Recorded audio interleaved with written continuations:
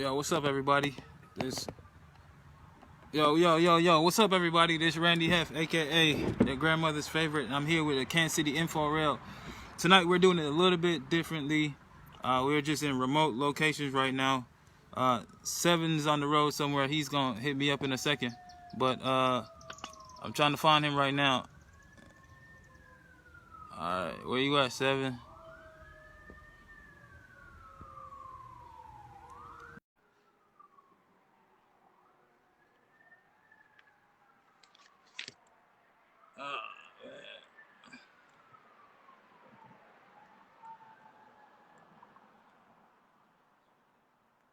Seven, where you at? I'm sending you the invite, man. It says you declining my call. But until Seven gets here, this is the Kansas City Info Rail, Kansas City's hottest, fastest growing podcast where we talk about everything Kansas City and the rest of the world. I'm one of the hosts, Randy Heff. I'm here with you today, waiting on Seven to check in. As soon as Seven check in, we're going to talk about some stuff. Here we go. He's sending me this request. Let me see if I can get him on here. I'm adding Seven right now. But yeah, as I was saying, this is Kansas City's hottest, fastest growing podcast. Randy Heff here, waiting on Seven. We showing up for a good show today. We're going to talk about some stuff going on in Kansas City. In Kansas City and around the rest of the world. We're going to talk about the Black Lives Matter movements. We're going to talk about the mayor. We're going to talk about the mayor. We're going to talk about issues people having adjusting after COVID-19 since the city has been opened up. All right, Seven, I'm trying to add you. It said I'm adding you right now. It says you're connected. What up? What up? Hey, there we go. There we go. Man. It took a minute. Man, what's good? Can you hear me? Yeah, I can hear you. All right, bet. I don't know what's going on. My picture all crazy now. No, it's all good. It's got me sideways. Now, I came outside today, man. I'm like, man, got to kick my feet up a little bit today. Okay. Right on. I feel you. It's all good. Good stuff. Chilling, man. I was trying to go from the page, but it wouldn't let me do it. Let me add you, so I just had to do this. It wouldn't let you add me on the page? Nah, because I guess, I don't know if you following or not. Yeah, well, that's the thing. So I tried to follow the page, and it wouldn't allow me to follow it on the, I don't know, for whatever reason, it wouldn't allow me to follow it. So, Okay. yeah, when I was trying to get that in, and I don't know, I think, so for everybody out there in Facebook land, let me let y'all know what's going on. So your boy, my original Facebook account got I won't say got wiped out. I'm on punishment right now, because the powers that be at Facebook, I guess, don't like the words white and trash put together, even though it was a direct quote. I was using a quote. I wasn't saying anybody's white trash. I was saying somebody called themselves that. I put it in quotes and said he called himself this, and all of a sudden my account gets blocked. Then I get unblocked. Then somebody asks, "Hey, what happened? What happened?" So I put on there, I put on Facebook that somebody was a trashy person, and I said a white person was trashy. I get blocked again. And they blocked you again. Yeah. And which I say is really kind of funny considering all the N word, nigga is all over the place. ER with the hard R and A at the end of it. It's all over Facebook. So like that rolls no problem. But anyway, anyway. It's all good, man. We're still gonna make it happen. Facts. Let the folks know where we at right now. Oh man. For everybody just joining us, and everybody who's joining us, share the live for one. But this is the Kansas City Info Rail, Kansas City's fastest growing podcast, where we talk about everything Kansas City. We talk about things outside of Kansas City. We talk about everything. And today, like I said earlier, my name is Randy Heff, and I'm here with Seven. We're your boy Seven right now. Remote locations right now. This is a new grounds for us. You know what I'm saying? But we're gonna make it happen. The show must go on. Facts, big facts. And I apologize for the short notice, but some family issues going on down here, and so we had to make a move. No, it's all good, man. long I zipper. You know even what I I'm even saying? had to pack the babies up. You know what I'm saying? Bring the babies with me. You brought the dogs with you? Both of them. The Oh other one over here, he oh, behind me over here in the kennel. that's what's up. You know what I'm saying? Facts. But man, how was your week though? Oh no, it's been going pretty cool, man. Like I did this outside on purpose too, cause like the neighbors been hating on me real bad out here, man. Really? Yeah, bro. No Like, shit. What they doing? now I got a van in the back. I got a van in the back, and it's parked on this concrete pavement. Like I guess they Mm-hmm. told the city that I parked it on the grass. The city wrote a ticket. You know what I'm saying? I'm Are like, you man, serious? yeah, bro. So I'm like, you know what? That's I'm gonna do. wild. I'm just get outside tonight, just cause let them know, like, hey, I'm here. But that's about What it. you gonna do when the light? Huh? Hey, but it get dark over there, man. What you gonna do when the lights go out? You got your Oh, lights up? no, I got light out here with me. It's a light on me right now. All right. Hey, the mosquitoes gonna come, man. So be It's careful. all good, man. It's all good. I know. Hey, Kansas City ain't no pump with the mosquitoes after 7:30. Man, I heard where you at ain't no punk either with the mosquitoes. Man, hey, I think they got them hornets out here. That's why I'm indoors. I ain't playing. What's good You though? know what What's I'm been going saying? on with you? Man, besides everything going on with the family, I mean, I'm good. I got this. I'm supposed to be starting some new uh the corporate gig and all that stuff. It's supposed to be kicking off and starting next, what is it, Monday. Starting off on Monday. Working from home Okay. though, so with the corona and the Yeah, riots and I won't say riots, I'm sorry, the protests and everything that's going on, protesting. it's kind of interesting to just to see how this is all gonna play out, you know what I'm saying? Yeah. We definitely got a lot of interesting stuff to talk about today, man. Cause like, man, I didn't see some stuff this week, bro. I'm like, man, what like Black lives do matter, but like man, this is like so commercial, bro. Like, That's the thing though. But okay. So but I'm gonna let, let let's you talk about let's talk about the mayor first, like the thing about the mayor that you okay. was talking All about. right. So we can go ahead and kick it off. You know what I'm saying? Ladies and gentlemen, peace and blessings. It's your boy Seven, Randy Heft. You did KC Info Breath. Thank you for joining in. I just want to, I think it's kind of interesting, everything that's going on in the wake of the recent protests and the shootings and all. I'm sorry, not shootings, but the looting and some of the violence that unfortunately that's taking place by our Kansas City police, and the response that we've received from our Mayor Lucas. And I'll just start us off by saying I realize that the mayor has a difficult job. You know what I'm saying? So Yeah, his job definitely is a it's difficult not job. easy. It's not easy. Definitely not easy. It's not easy. You got your people, the people on one side, the people who voted for you, you know what I'm saying, who largely voted for you and generally, mayors win by popular vote. So you got that which happened. And then you got the police who are basically like your enforcers.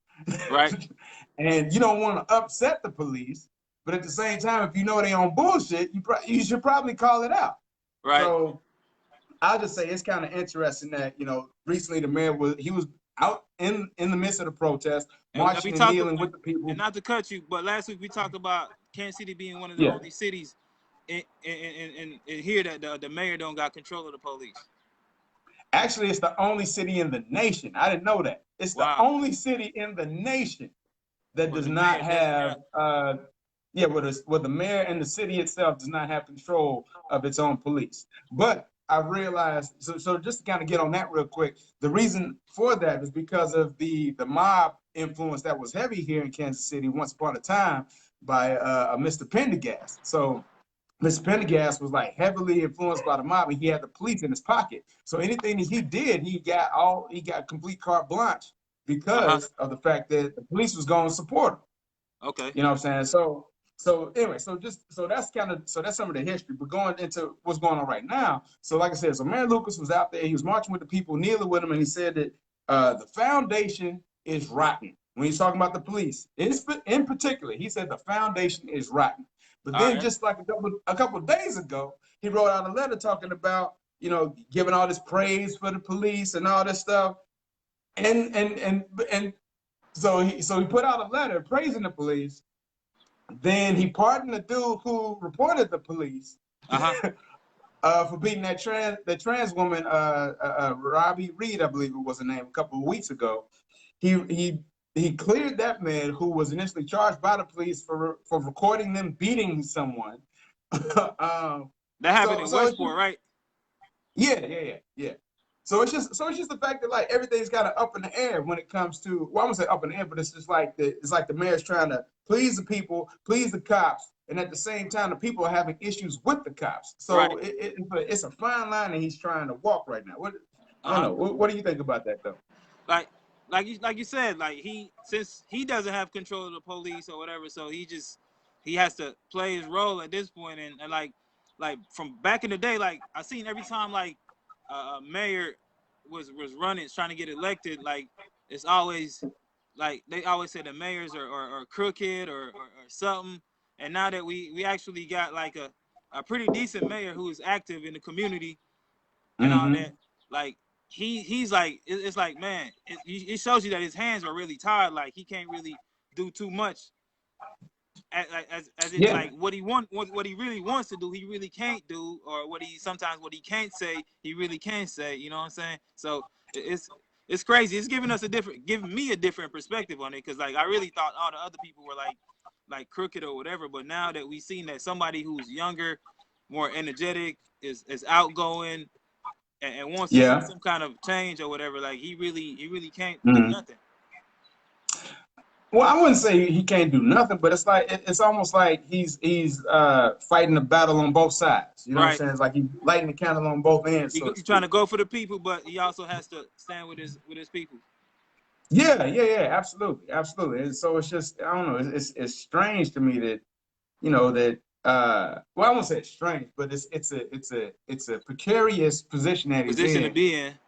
Yeah, just because at any point in time, I mean, like if he says the wrong thing, the police could turn on him, and Right. they're not responding to him anyway. He Right. just basically put. I mean, the mayor is on a 5-member board where they get to talk about talk to the police, and they're, like I said, he's looking to do some sort of reform, right? Uh-huh. So he's got all this power, and he's got this board where they can make suggestions to the police.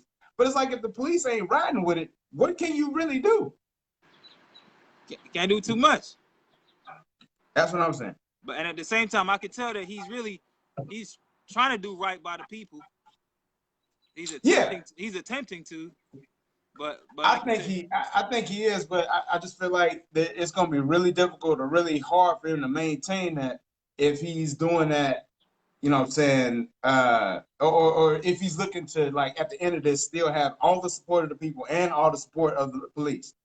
Something's gonna get, yeah, especially while the police. I mean, it's almost like, how people say, like, the enemy of your enemy is my friend. yep, It's not. It ain't gonna. I don't think it's gonna work like that this time around. You know what I'm saying? And I feel like if he plays it the wrong way, the police and the people would be like, "No, he's trying to play both of us."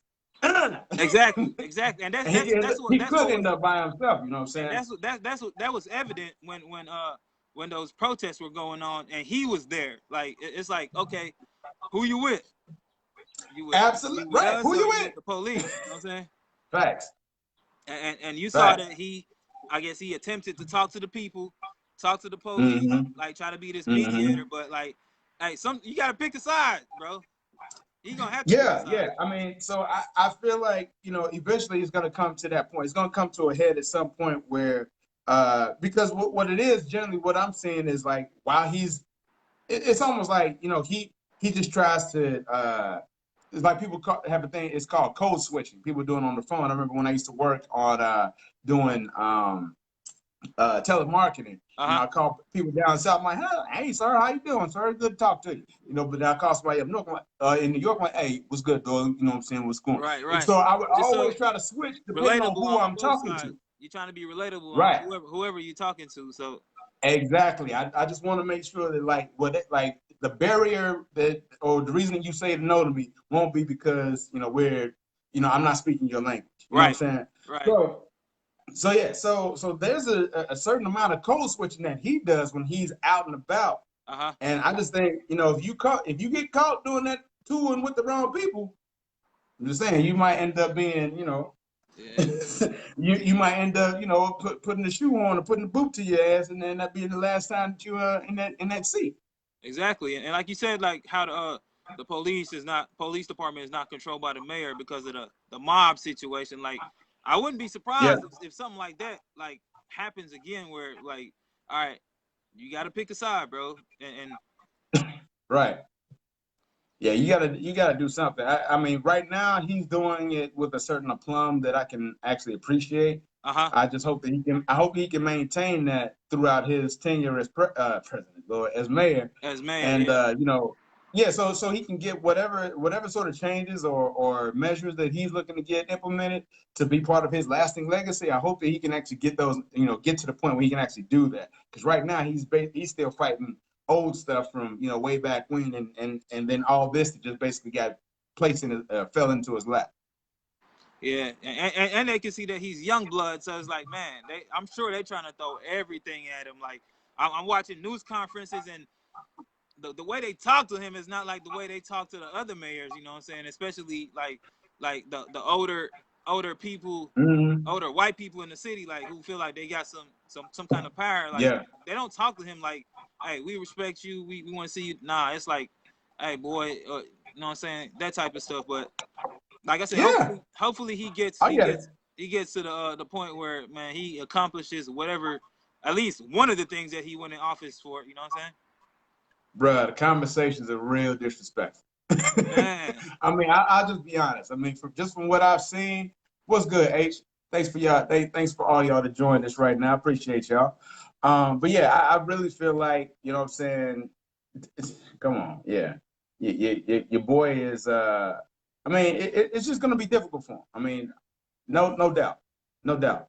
And you know, what I'm saying, I do wish him all the best because, you know, before he became mayor, I did know him personally. Like oh, okay, not like I had a phone number, nothing like that.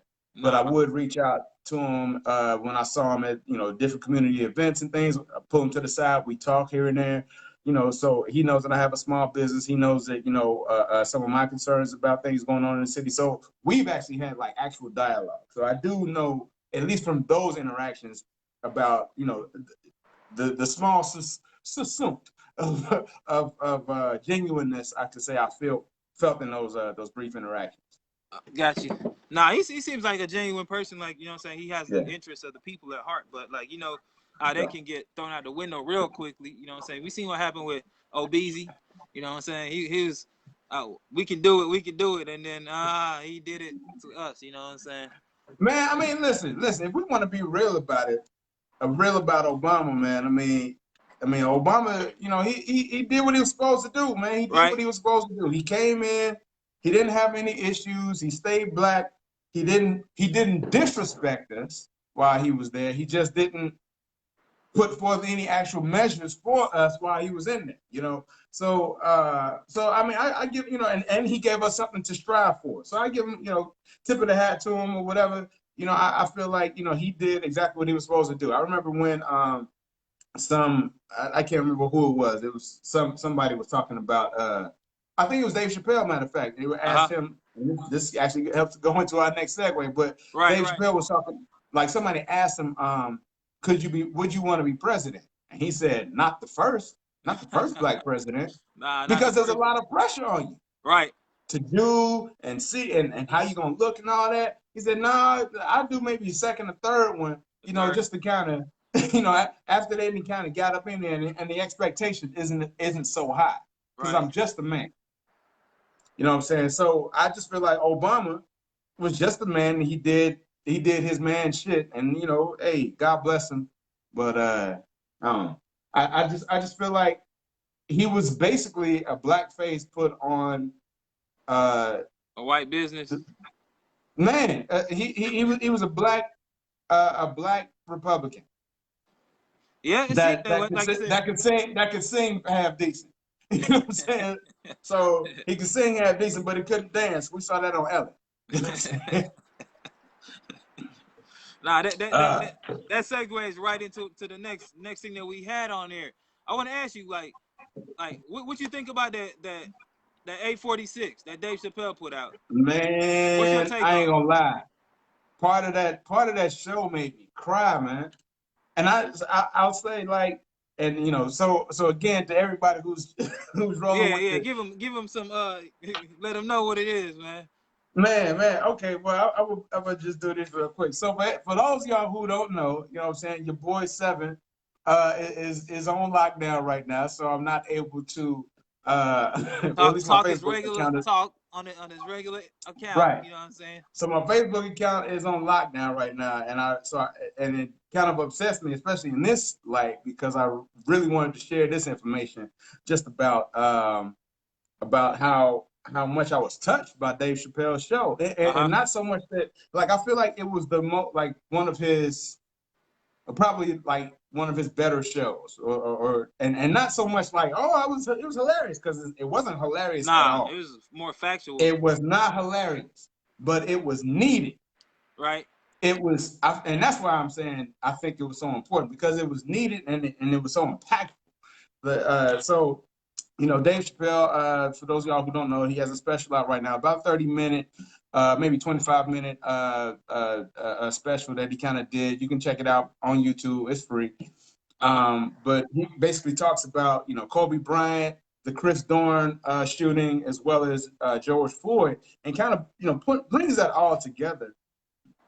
Excuse me, in a, you know, just in a nice little package, just to let people know, hey, stuff that's going on.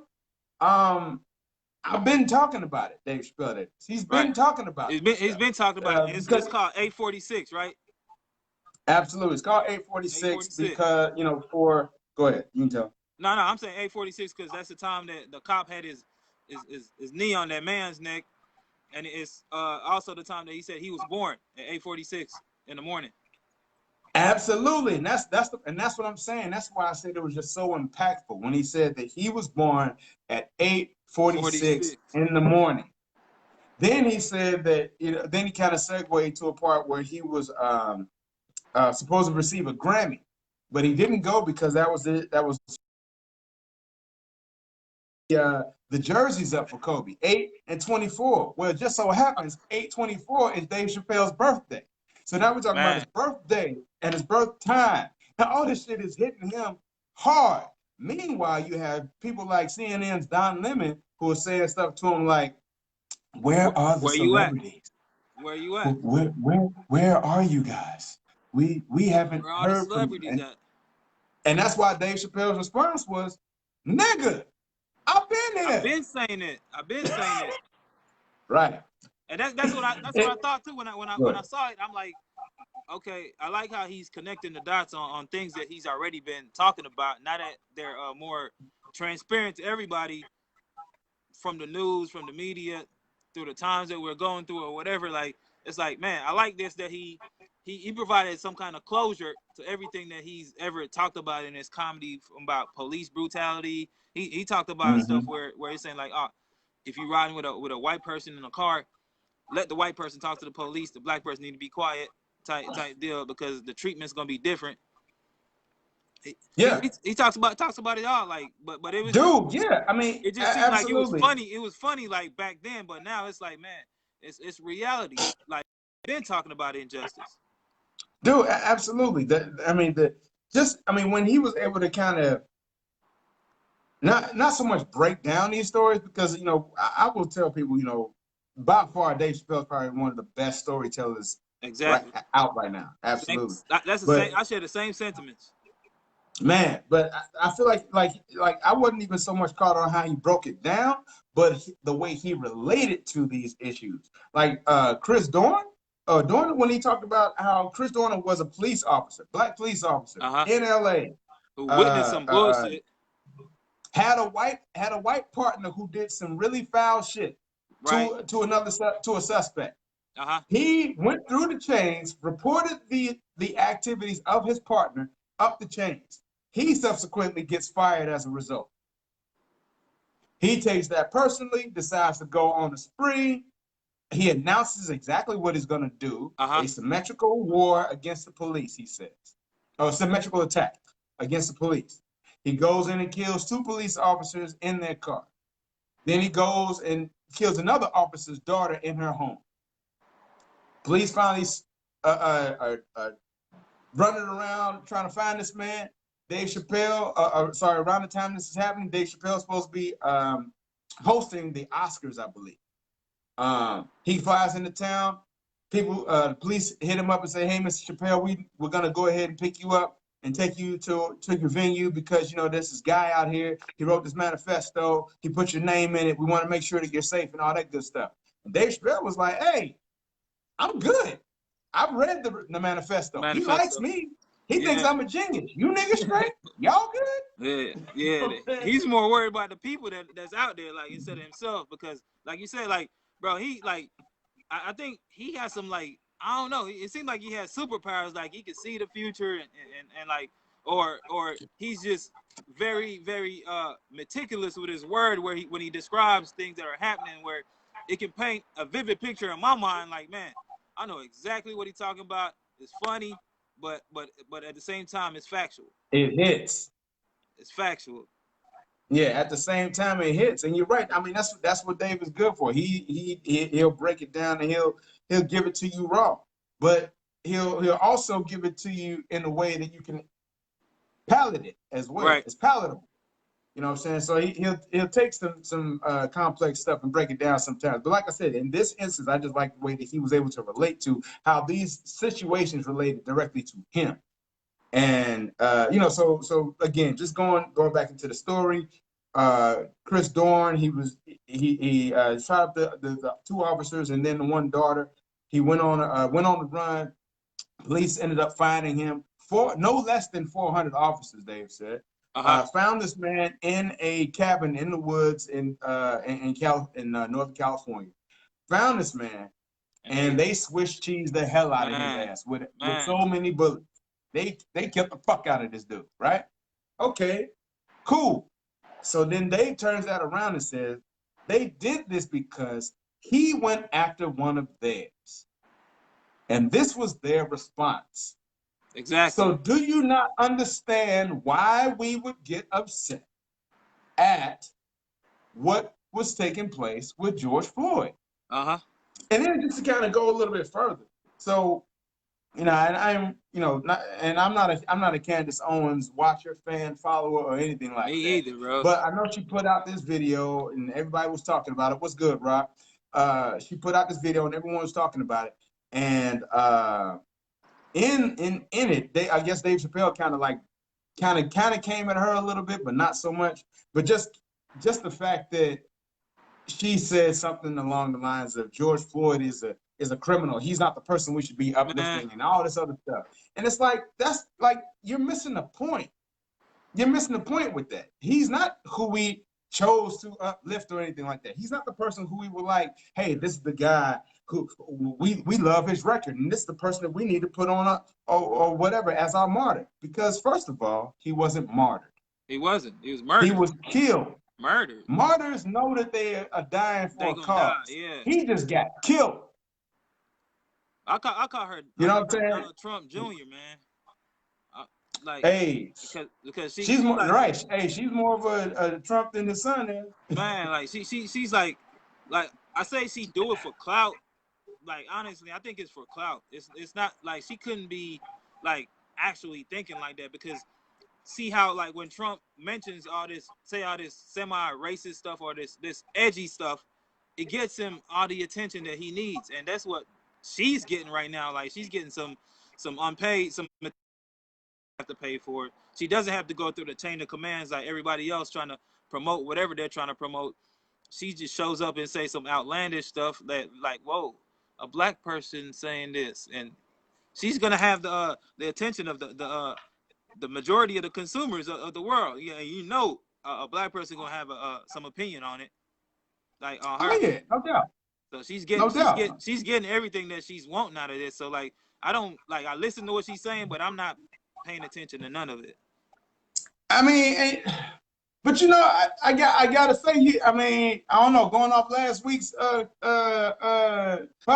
man, I feel like you should, though, because she kind of is along them lines like you be talking about. How come we ain't all doing this? Why ain't we all together? Why ain't everybody X, Y, and Z? You know what I'm saying? So Not Candace necessarily, always but ain't my your, ain't point your to that girl? was my point on that was since we trying to build, let's build together. You know what I'm saying? Let's pull together. The more people we got pulling in the same Absolutely. direction, the better it is. Sure.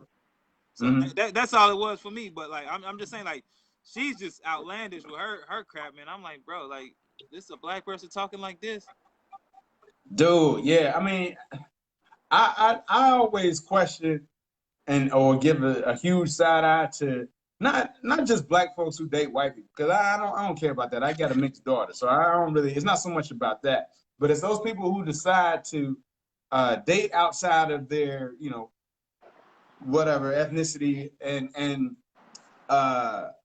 do that in effort to shit on your Other own people, people. right?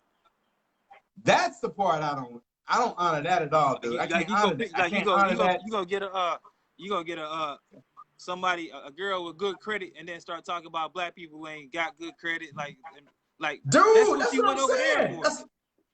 That's exactly what I'm saying. That's what I'm saying. I'm a shit. I mean, it's as simple as being like, shit. I was raised in a Nike family, and I got with somebody who rocks Adidas, so I'm on the Adidas side. Fuck Nike. Nike ain't shit. And it's like that's what I mean.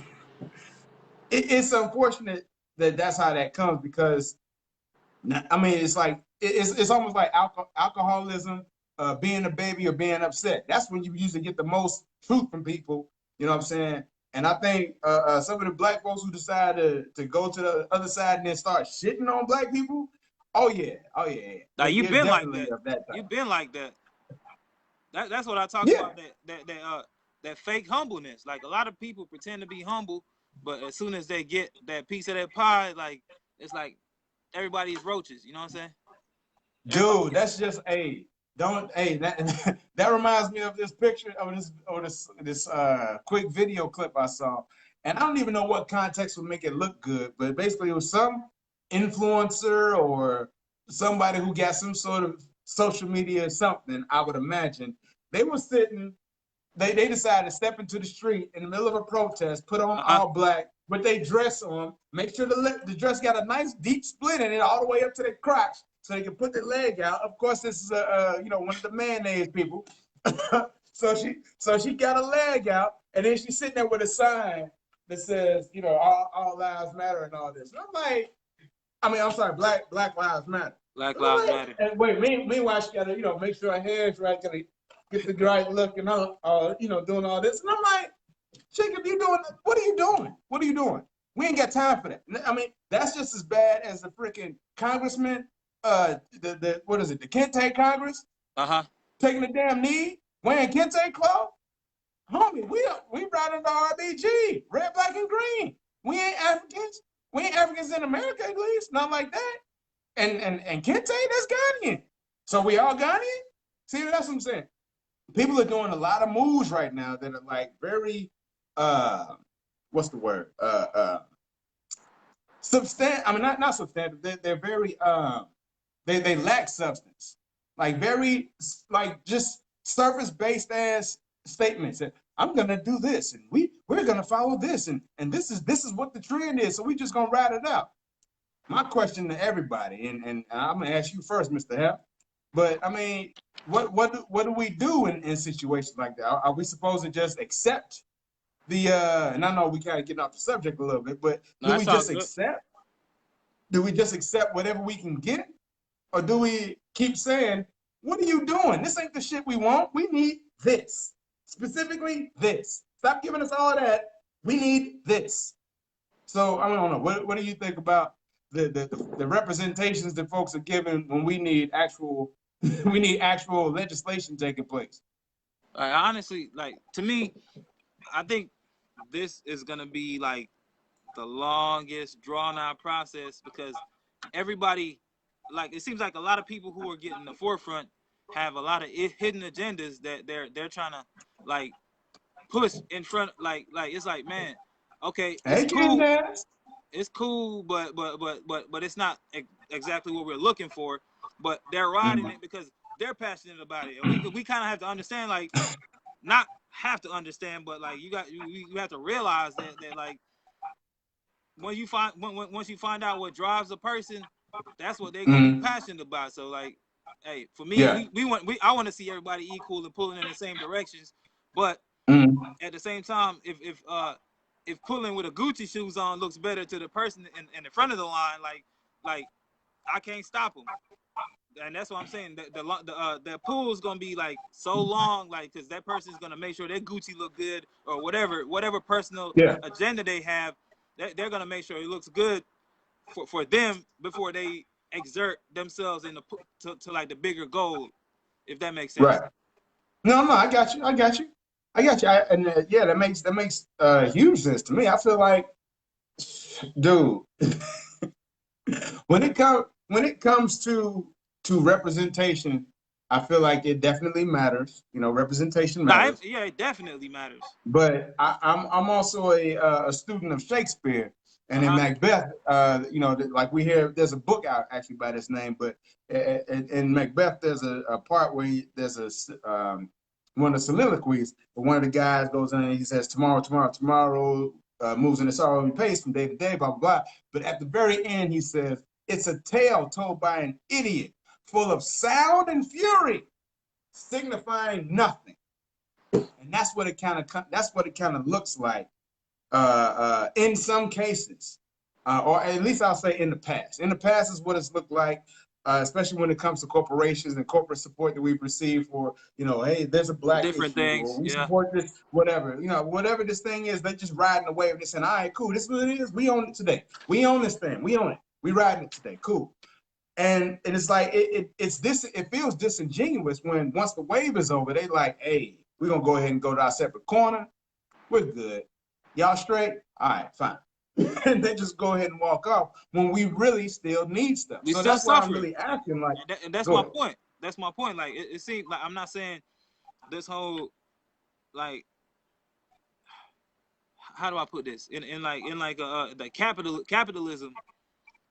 It's always going to take precedent over what any issue that they're talking about. It seems like because who's to say at this point it's not a white puppet master behind this whole Black Lives movement, because everybody's trying to Black Lives, Black Oh, Lives, dude, Black Lives. Like even you for need example, to people about the conspiracy lines when they talking about. So there's this guy who's an old Jewish dude named George Soros, who is a huge billionaire, and he's an agitator of sorts, and he is almost kind of an anarchist of other sorts.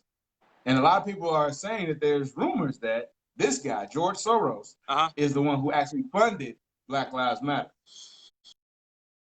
Actually, see, and that's what I'm saying. So it's like stuff like that that makes you feel like, okay, so, bro, you heard about Starbucks? You heard about Starbucks, right? Yeah. I've heard about that. And then just today, so Starbucks basically, for those of y'all who don't know, basically Starbucks banned. Oh, so they support Black Lives Matter, but then they banned all of their employees from wearing showing or anything having any sort of paraphernalia to that end. that says Black Lives. But at the same time, they had no problem with LGBTQ and all that, because they handing out buttons and pins and stickers and stuff for them to wear all the time. They had it on their cups too, bro. They had like customized cups, no shit, with the color on there saying celebrating the whole month or whatever. And at this yeah, like they go all out for it. Oh, wow. Nah, they go all out, man. All out, bro. Like I was like, whoa. Mm-hmm. So you telling me if I work at Starbucks, if I worked at Starbucks last week, you're telling me I couldn't have wore a pen that was possibly created by somebody who is not actively or doesn't really care about the movement, for one, but it's something that brings awareness to the issue, and since it's trending at this point, like, hey, why not? Yeah. You're telling me I can't wear that, but this week you're coming and saying, you know what, go ahead and wear it. Matter of fact, we're gonna put out some product lines for Starbucks that says Black Lives Matter. Right. Absolutely. Dude, and that's the thing. It's like, and so it's trendy. It's hot. And we live in a capitalistic society. We live in a capitalistic society, so we live in a trendy society. That too. Where we pay for the wave. What's good, Maestro? We pay for the wave. So whatever we want to do, whatever's going on, we're just saying. Well, I'm gonna say we, but in general, the American people, what they like to do is say, "Well, what's hot right now? Oh, I'm gonna get on that." And they just start dick riding that. Whatever it is. They go, you know what I'm saying, fake ass dick ride whatever's hot at the time. It's nothing about actually trying to put, real legislation. Well, I won't say everybody doesn't feel that way. There are some people, actual people, who are actually motivated, especially this time around. Right. And I have to say this time around because we've had so many versions of this, you know what I'm saying? Yep. But I feel like this time around, in a lot of respects, it just feels different. Yeah, I also feel like this time I around. I feel like this time around, this is like a sword that we've been having for a while, and it's like, all right, we went to Rite Aid, we got a Band-Aid from Rite Aid, we got a Band-Aid from Walgreens, we got one from the dollar store, right? We went to Whole Foods and got one, and it's like, man, it's not working. Like it's still a sword, it's still spreading. You know what I'm saying? So something has to be done at this point, I think. But I'm saying like the way it's gonna get done is probably it's gonna be through the long haul. I would say like probably even 20 years from now, we still gonna be going back and forth. Like I told you last week, equality probably will never be achieved because some people gonna always have more money than some, and the one with the more money is always gonna get treated better than the ones without the money. Some people got a 250-year head start. that too. Absolutely. But I got a question for you. How you feel about like small businesses that are just like pumping out T-shirts, Black Lives Matter. It's like Black Lives Matter everywhere. Like, does it really matter? Like, we're like, okay, to say it matters, but the money matters too, or is it like, man, I'm really down with the movement. F the money. Let's get it. Listen, I'll tell you this.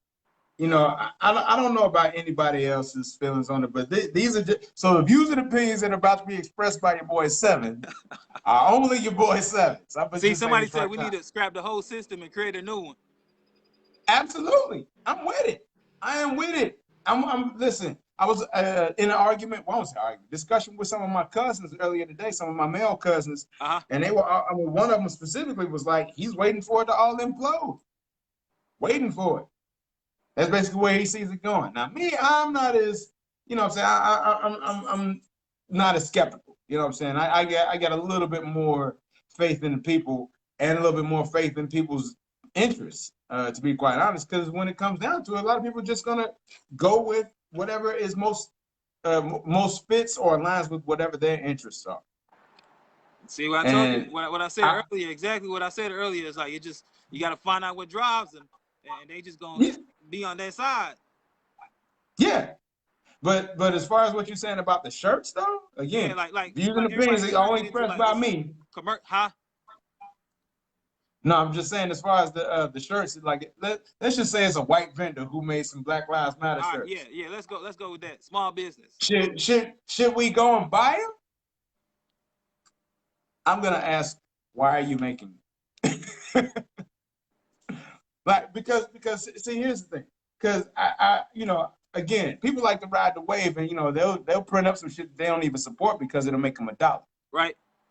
People got weak ass convictions in this world nowadays. You know what I'm saying? So I would honestly, like, for me personally, if I were to go out and I say I want to get Black Lives Matter T-shirt, and I see a white person who's made them, okay, cool.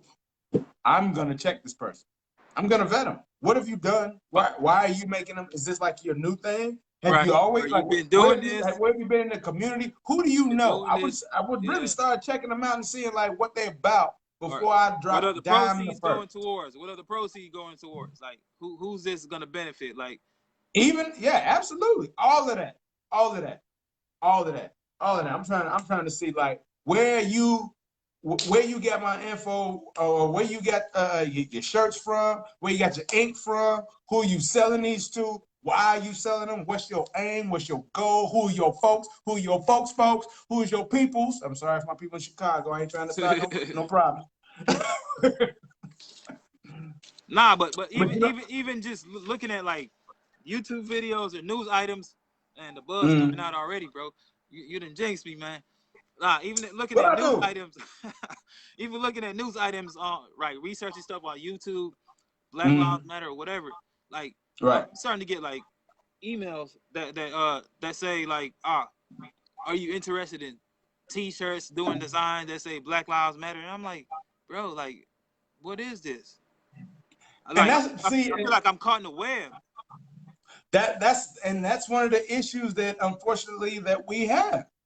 We're I mean, and it's not that we're slow to move, but we don't always have access to move. Uh huh. You know what I'm saying on things like this. And if we can move, we don't have the outreach. You know, we don't have we can't touch all the corners and all the people that we need to get the broad distribution that maybe a Macy's or a Target or a Walmart or something like that would. You know what I'm saying? So we're always behind the eight ball when it comes to things like that. And that like this is why all of this is happening. You know what I'm saying? And Yep. it's like just kind of to take a step back from everything. Just when I was watching some show with my girl a couple of days ago. Can't Uh huh. remember what it was. It was that movie. I'm sorry, the TV show For Life. You ever seen For the 50 life. Cent show? I Yeah, seen the pilot. I seen the first one. bruh. I mean, so the whole of the show is basically about it's based on a true story, Right. but of course they do some embellishment to make it make it more drama filled. But basically there's his brother who was falsely accused Of of a some crime, stuff. Yeah. goes to prison, goes to prison, learns to become a lawyer, fights his way out, Gets fights out. the system, fights his way out. That's basically what it's about. But it's like, as you're watching this thing, you just see it. As me and my girl are watching it, you're just like, so this politician built his career off a lie, and everybody else is like, yeah, that's okay. I'm voting for him. Yeah, I'm sure is. And it's just like, what? Huh? Why is the system so? And the only reason he got that, or I should say, the only reason the politician got to the position that he got to was because he had it in his mind that dude wouldn't have the wherewithal to learn how to be a lawyer, get the representation necessary. He should have took the plea deal, whatever, however it went. Like he was just looking for convictions. Uh He huh. didn't even care who this dude was. He was like, I just want a conviction. I don't care who you are. And it's just like it's crazy to me that this is the system. This is a perfect example of what the system is, what it does. Here's a man completely innocent, yet he still gets charged, still gets imprisoned, and still has to fight for years, To 10 get plus out. years to get his way out of. Dude, I mean, yeah, it's a good story, but it shouldn't fucking happen. You know what I'm saying? And it's like that's the type that's what we keep talking about. That's And what that's what we're all of up these against. protests are for. That's what everything is about. I'm sorry, what you saying? No, I'm saying that's what we're up against. Like this shouldn't have to Yeah. happen. It shouldn't have to happen. No, They made the it rules shouldn't. and they made them like that intentionally. Yeah. They were made. These weren't just like made like. I don't think when they made those rules like they valued like a black life. So Mm-hmm. and that's why I'm looking at it like in retrospect like Black Lives Matter all of a sudden like it's everywhere all of a sudden like what is this? It's like is it going to be a Yeah, it's reform? like why Black Lives Why Mattering now? now? 500 years later, why now? 400 years later, why now? Dude. Hey, well, okay. Can I put on my conspiracy theory hat for a second? Go ahead, do your thing. All right, wait, hold on. Let me whoa. Rotate. Okay. Look. Here's what it is. Bruh, all right. Here's just what I think. Now, this all might sound a little weird. So again, views and opinions. It's your boy Seven. This is just something I was thinking because stuff just ain't. I don't know. It's feeling kind of weird. So I'll say this: what if this is just a what if, and I'll put it to you, and I won't even like my own response. I just ask the question. But what if with COVID-19 Uh-huh. and them saying that Black people in particular are more Uh-huh. susceptible to it while at the same time, there are measures being made and created by, Bill Gates and his ilk to create vaccines. There is actually an agenda called Healthy People 2020, where they had an aim to get 90% of the population vaccinated in 2020. So if they create a vaccine for COVID and they say Black people are more susceptible to it, it would, and I'm almost looking for them to say something, or them, the powers that be, to say something along the lines like, we've got to make, because we love Black people so much, Black Lives Matter and all, we've got to make sure that they're the first ones to get the vaccine. You know what I'm saying? So again, this is all conjecture. This is all just my opinion, my feelings, and my opinionated facts. And I also think like it's nothing wrong with that conspiracy. Like I think it plays a huge role in how like pharmaceutics boom. Like it booms like with a lot of Black people like who like example women who do this birth control stuff. A lot of them don't do the research on it. A lot of people just go to the doctor. Doctor gives them a prescription. They like, okay, cool. I gotta go home. This is what I gotta start taking. This is my new candy. I gotta start just downing these every day without doing. Dude, we had a girl in high school who had cancer. By the time she was a senior, she started her junior year on birth control. By her senior year, she had cancer on one of her ovaries, or had a tumor on one of her ovaries. And I'm saying like they might like. I hope this is my hope. But with this whole protesting going on, people are starting to read more. People are starting to pay attention more to everything. Like, because I don't think things just happen because they happen. Like, a lot of things that we see in this world is planned. We just weren't in those meetings when they were planning it. Absolutely. And seeing that we weren't in it, and we're at this point now where okay, we're demanding change. We're wanting them to say, okay, reform the police system, don't fund them as much, whatever the case may be that they're asking for. Now that we have a voice, or we're attempting to have a voice, like we got to do our part too. We got to do our part. I also think the whole Black on Black crime thing, like that was created by somebody just to say Black on Black crime, like probably somebody that's not Black created that Black on Black crime, like because absolutely, dude. Hispanic on Hispanic crime happens. Mexicans on Mexican crimes happen. They don't get proximity on proximity crime happens. If you live in a neighborhood, you're more likely to get attacked by somebody in the neighborhood than somebody outside of it. Exactly. It's just how that goes. But yeah, I mean, I feel like, with regard to all of this, we're fighting some battles that, again, like I said, I feel like, this in many respects feels new. I'm hopeful that, some of these measures that are being put in place are lasting.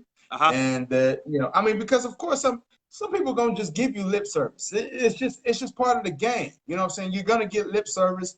That's just how it's gonna play out. Everybody ain't gonna be 100. It's unfortunate. Like for me growing up, like if I tell you I'm gonna do something, I do it. Like and I like man, it took me a minute to be like, man, everybody ain't like you, bro. Like, you know what I'm saying? Like some people just say it because it sound good and it feel good and like everybody else going to what we was talking about last week.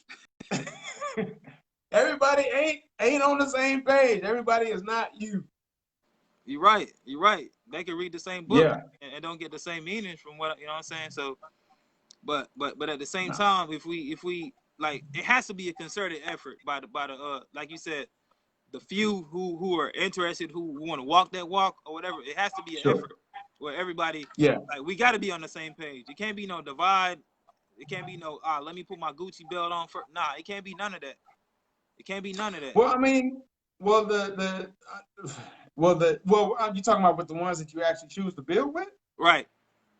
Well, yeah. I mean, yeah, of course. That's the way it should work out.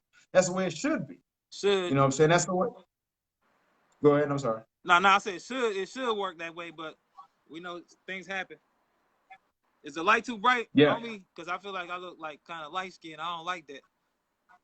I mean, you look bright, but I mean, you still lighter than me, so I don't know. I'm dark, so whatever. I got on all the bright lights, and it still making me look Bro, dark. So I've whatever. been if I told you this, bro, like growing up, all I wanted to do was just be like 5 tones darker than I am right now, with a big ass diamond earring and some white teeth. That's all I want. That's all I ever wanted, bro.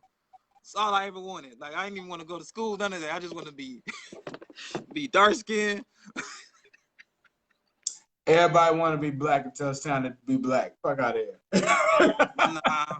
Nah, I take that, man. Like, I just want to be dark skinned with some white teeth and some big ass earring. You know what I'm saying? That's all I wanted. But it ain't happened that way. Yeah. So I mean, hey, I mean, people got goals in life, man. You know, some people want to be, you know, a politician or an architect. You know, you want to be dark skinned. God bless you. You know what I'm saying? That's not as hard, I'll say.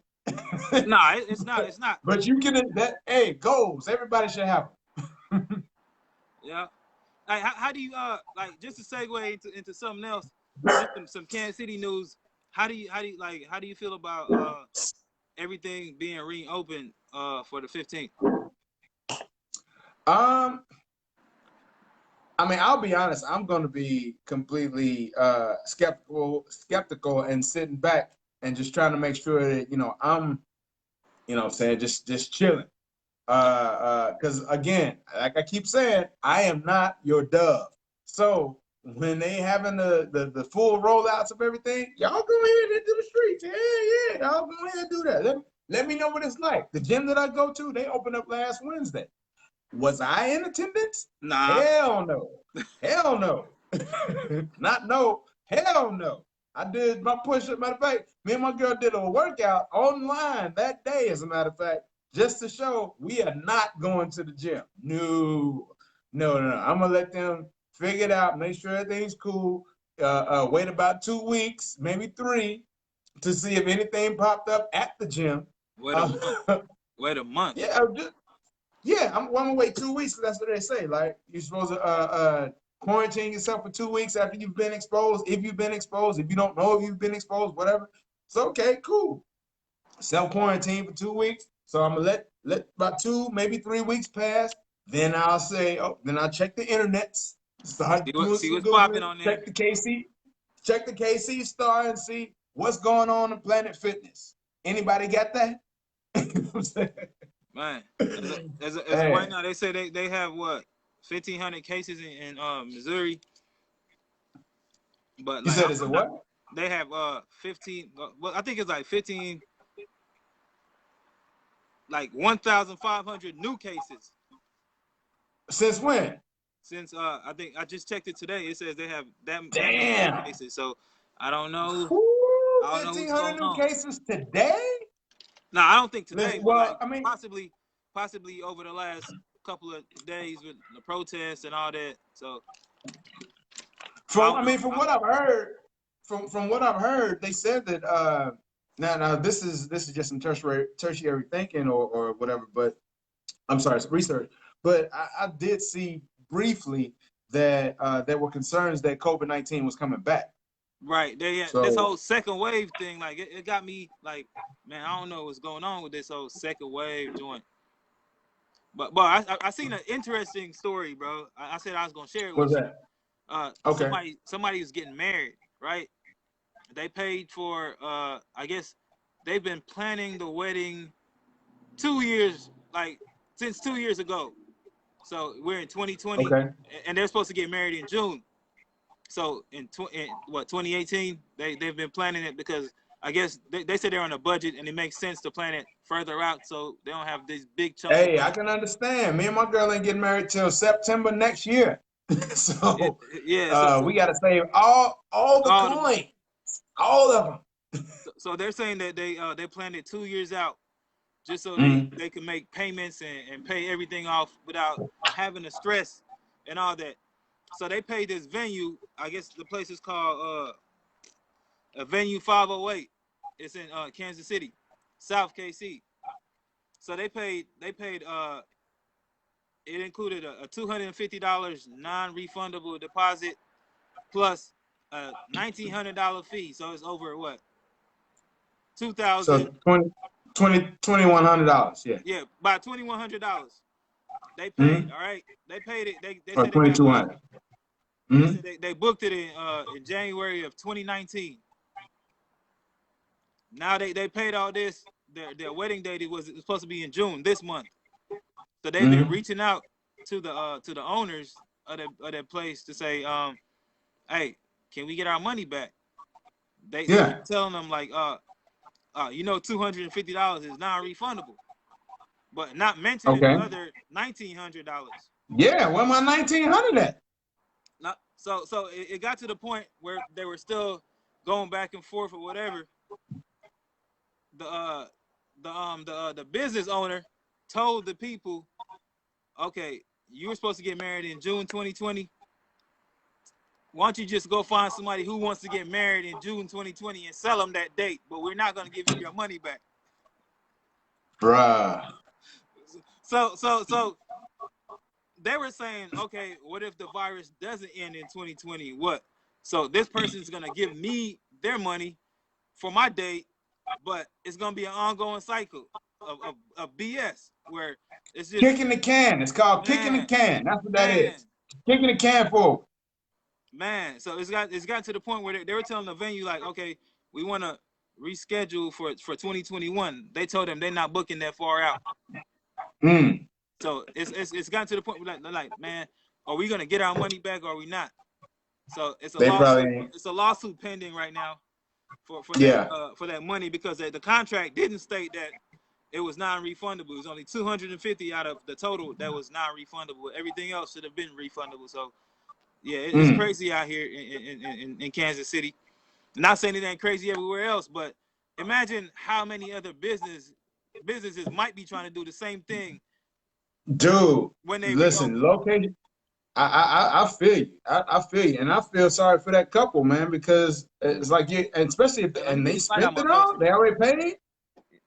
Man, I feel bad for them because it's like, okay, so sure, you went ahead and put all this money into your event, right? You put all this money into your event. You want to make sure that everything's good, it's looking good, you're smelling good, your wife, your fiance, your wife, whatever is looking good, and all that humming stuff. You got the venue you want, you got the flowers, the music, all that stuff, and Yeah, now the venue, is come on, man, it's and telling you. especially with regard to everything that's going on right now in the zeitgeist. I mean, it's I understand. I will say I understand smaller venues, not wanting to let the money go. But homie, if you have not given up a service and you don't have the ability to give a service, Give it back. what are you doing holding on to the money? Give it back. And the Facts. owner's response was not the owner, but the manager's response was to that couple. It's an African American couple, by the way, who are Of getting course. married. And the owner's response was we didn't ask for COVID-19. Neither did they. Exactly. The hell? Hey, you ain't What the getting your money hell? back. We didn't ask for COVID-19, but we asked You're for the your only money. one going through it. Oh, okay, right on. No, you're the only one who has money that you need to give up them Exactly. funds, homie. And I'm thinking more than Yeah, likely they probably got that small business loan too. The company. I would not doubt it. I wouldn't doubt it, I but at the would same not time, doubt it you don't because want to give people their money back. I mean, my small business has been approved for the loan, Okay. so I would not doubt it if I didn't have such they. luck. I didn't have such luck, man. Now I've been approved for it. I did not accept it, but I have been approved. I didn't have Just for such everybody who's out there looking and talking about, hey, what's going on? Wood shop is out there stealing, but no, I'm good. I'm good. I'm good. Funded by myself and only taking care of me and mine and everything we do is done by the people. And I thank you for your support. Find us at woodshop.com, spelled with a U. Anyway. This is it. But yeah, I just going back, just kind of finish that story. I feel like, man, that's bogus. They need to get people their money back. Period. Dot. It ain't no question about it. Like you didn't offer the service, Yeah. like you got the non-refundable portion, keep that. But like Hey, run me the rest of my cabbage back, man. I need all my cabbage. All of them funds, homie. Run them funds. All But that. man, okay. Eh, So, oh my bad. What you about to no, say? go ahead. I was just gonna go ahead and let the ladies and gentlemen know that this is the KC Info Rail. You are tuned into nobody but your boy Seven, and none other than your grandmama's favorite, Mr. Yeah, Randy that Heff. would be me. That would be me, man. Facts. Next up on the Info Rail, listen, Mr. Heff, what you feeling about what's going on with actually, before I even get into this, here's a question. With all of the attention that the protests have received, do you think once sports come back, football and basketball are supposed to be coming back soon, baseball's around the corner, do you feel like that will change the complexion of, or I don't even say the complexion, but the amount of passion that's in some of these protests? I think it's gonna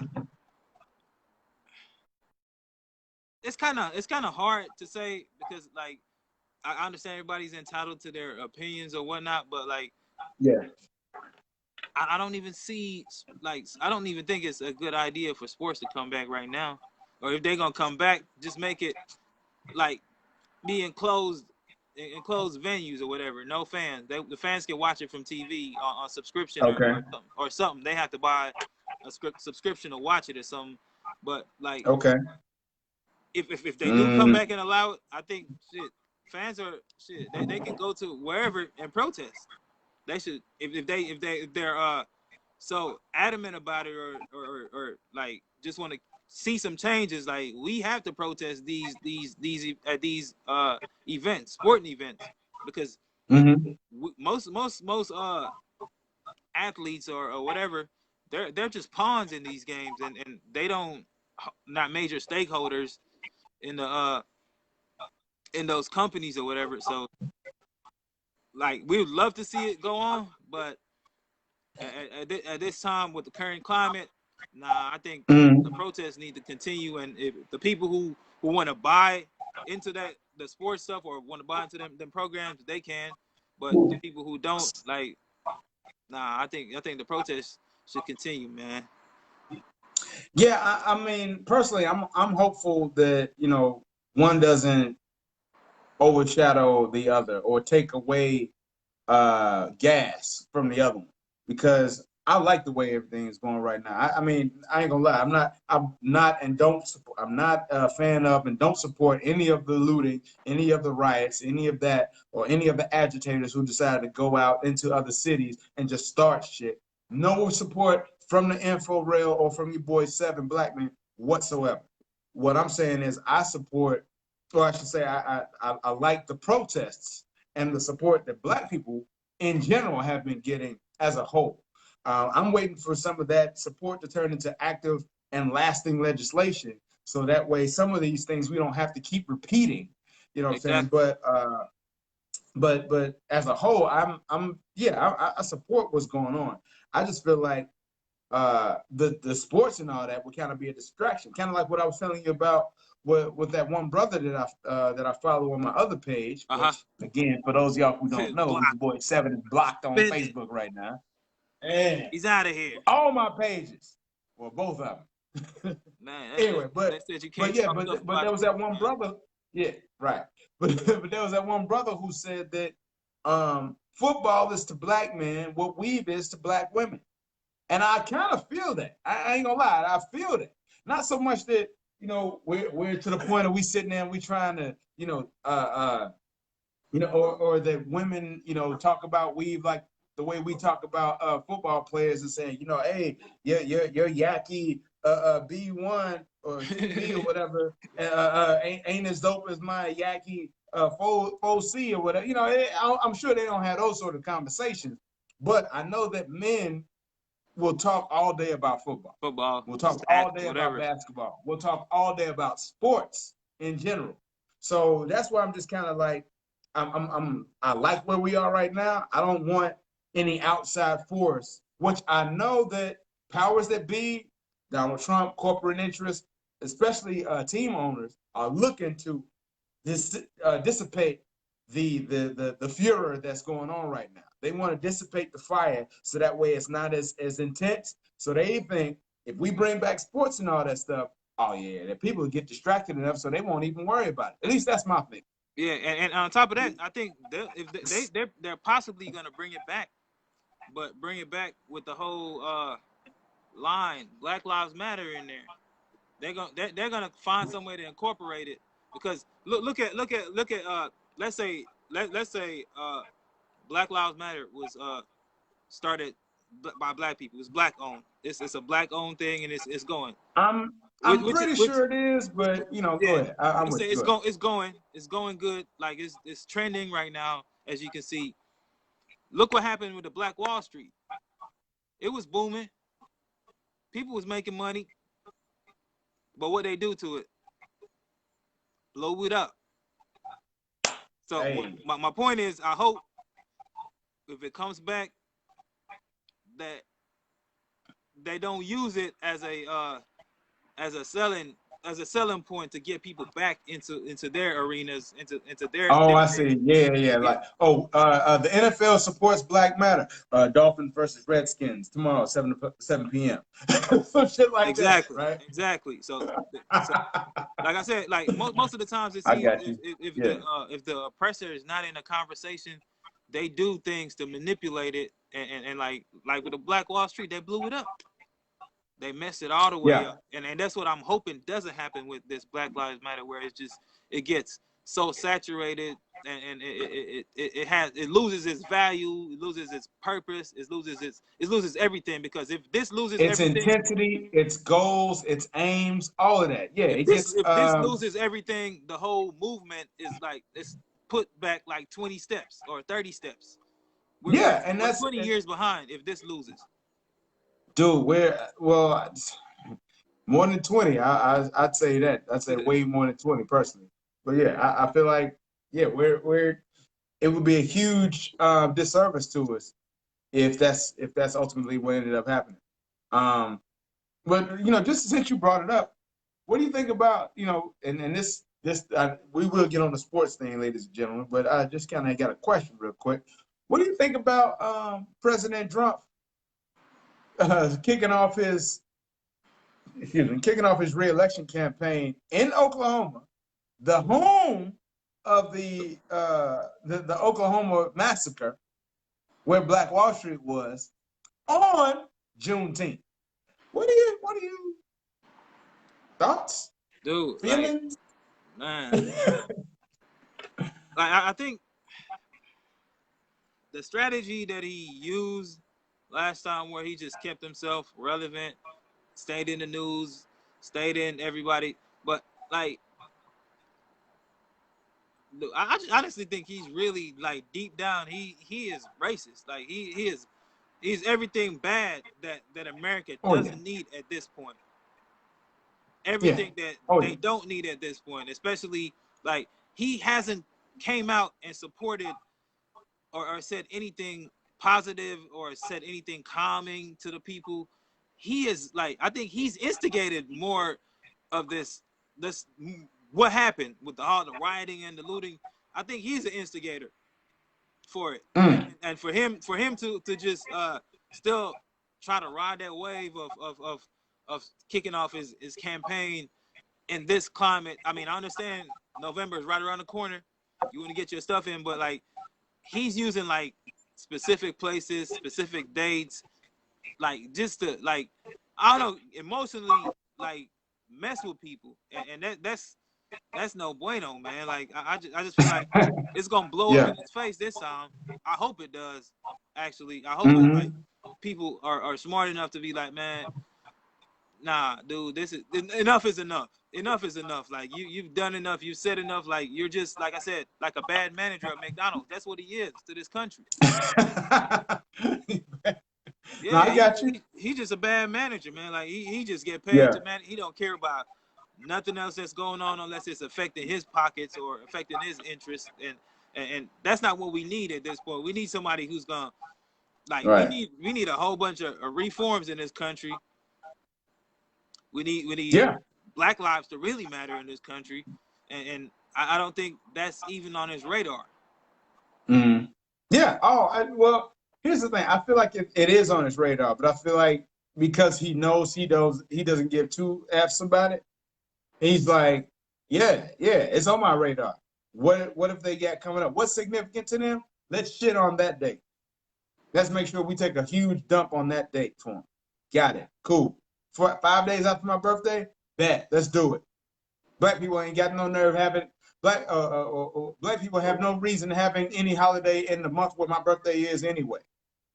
Gosh, crazy, man. This is I'm just saying, dude. I'm just saying that's basically been his in his wheelhouse. But you know, we'll see how it plays out. Personally, I mean, you know, I've seen like you know, for those of you who are unaware, like I've seen the I've gotten various inboxes of people talking about, you know, on Trump's birthday, we're gonna basically troll him. You know, people saying that we're gonna troll him and send all kinds of Obama pictures and stuff on the social media and all that. I'm like, I mean, I guess, man, y'all can do that if y'all want. I'm not gonna participate because I don't know. I'd like to do substantive things and not just like neg people just because, ooh, look, I can poke at you. Like, I don't know. That's not the way to go about winning things, you know what I'm saying? But that's me. Anyway, getting back to the sports thing though. Dude, you heard about NASCAR, right? Yeah, they removed NASCAR's banning Confederate flags. How you feel about it? Man, like we needed that, bro. We need that. Like, Yeah. we like I don't get the point of like even in a day and age where okay, you understand if they say, all right, we did some messed up things in the past. We screwed you guys over, blah blah blah, whatever.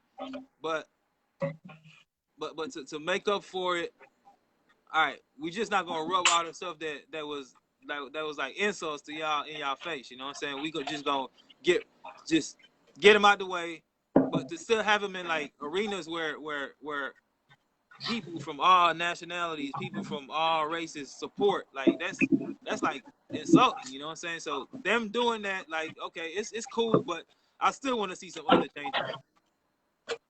I want to see I want to see some black owners in NASCAR too. Well, I'll say this though. I mean, there is only one black NASCAR driver. Right. Who goes by and he's mixed. A young man by the name I think he's 27, 28 years old. Young man by the name of Bubba Wallace. And he's spoken out about this, and he just basically said that, you know, people are hurting. People are hurting, and they need our help. I'm reminded of back in 2015 when Dylan Roof decided to shoot up the church in Charleston.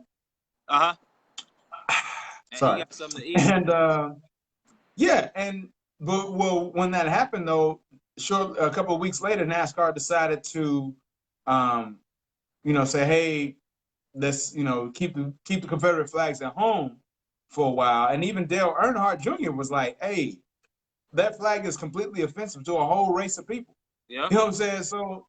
So I mean, there were measures that were made back then, only they didn't make anything official. So them flags came right on back.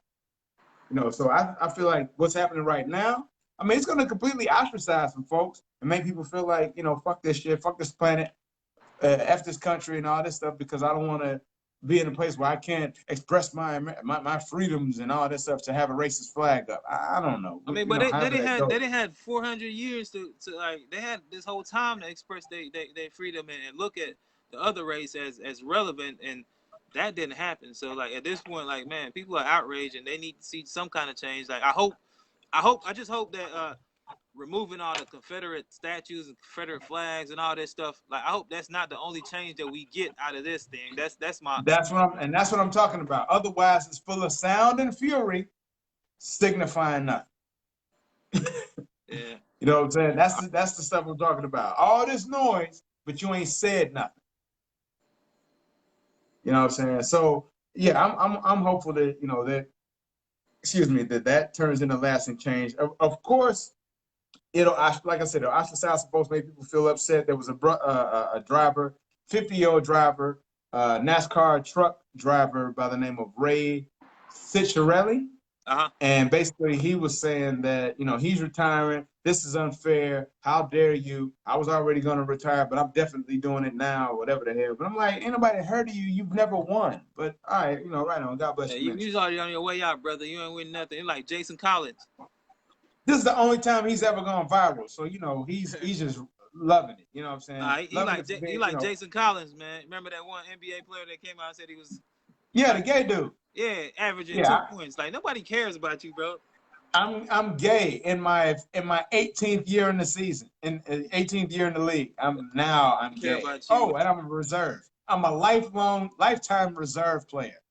It's not the same versus like if a Tim Duncan. Tim Duncan said something like that. If you look at Tim Duncan, no offense, even though I know he's a Yadi. Actually, he's not. He's from the Caribbean. From the Caribbean. But now if somebody like Tim Duncan came out, bruh, I'm sorry, you ain't see it, but just right behind you there was a shooting star. That was wild. It was. Bullshit you not. We gonna have to run it back, man. Whatever time this is, there was a shooting star right behind you. You got to check that shit out. Check out the video. But yeah, like if somebody like Tim Duncan would have come out, and if you would look at his Instagram and look at his pictures and look at him now after the divorce from his wife, yeah, you'd feel like it was for real anyway. But if he would have come out, folks would be like, okay, wait, this is legit. We need to put some muscles behind this, whatever. This is a perennial all-star dude. He never had any issue in the league, never had a problem. And we need to support him, and we need to galvanize the whole NBA and really surround and support this dude with love, right? And that's another thing too. Like even on that issue, LGBTQ, whatever, if they like raise a concern, like it's like the whole world stops and meet their needs. Like, so what happened to black people? Like, the world didn't stop. They protesting, but at the same time, like, nothing's really changing. Like, when they come out and say something's wrong, like, all right, all of a sudden, every job sends out a memo. Well, we're gonna have to do this. Like that. That's not happening right now. No, you're absolutely right. It's not absolutely right, and that's we see. That's the thing. Is like we see changes. Like, we're not seeing any changes right now.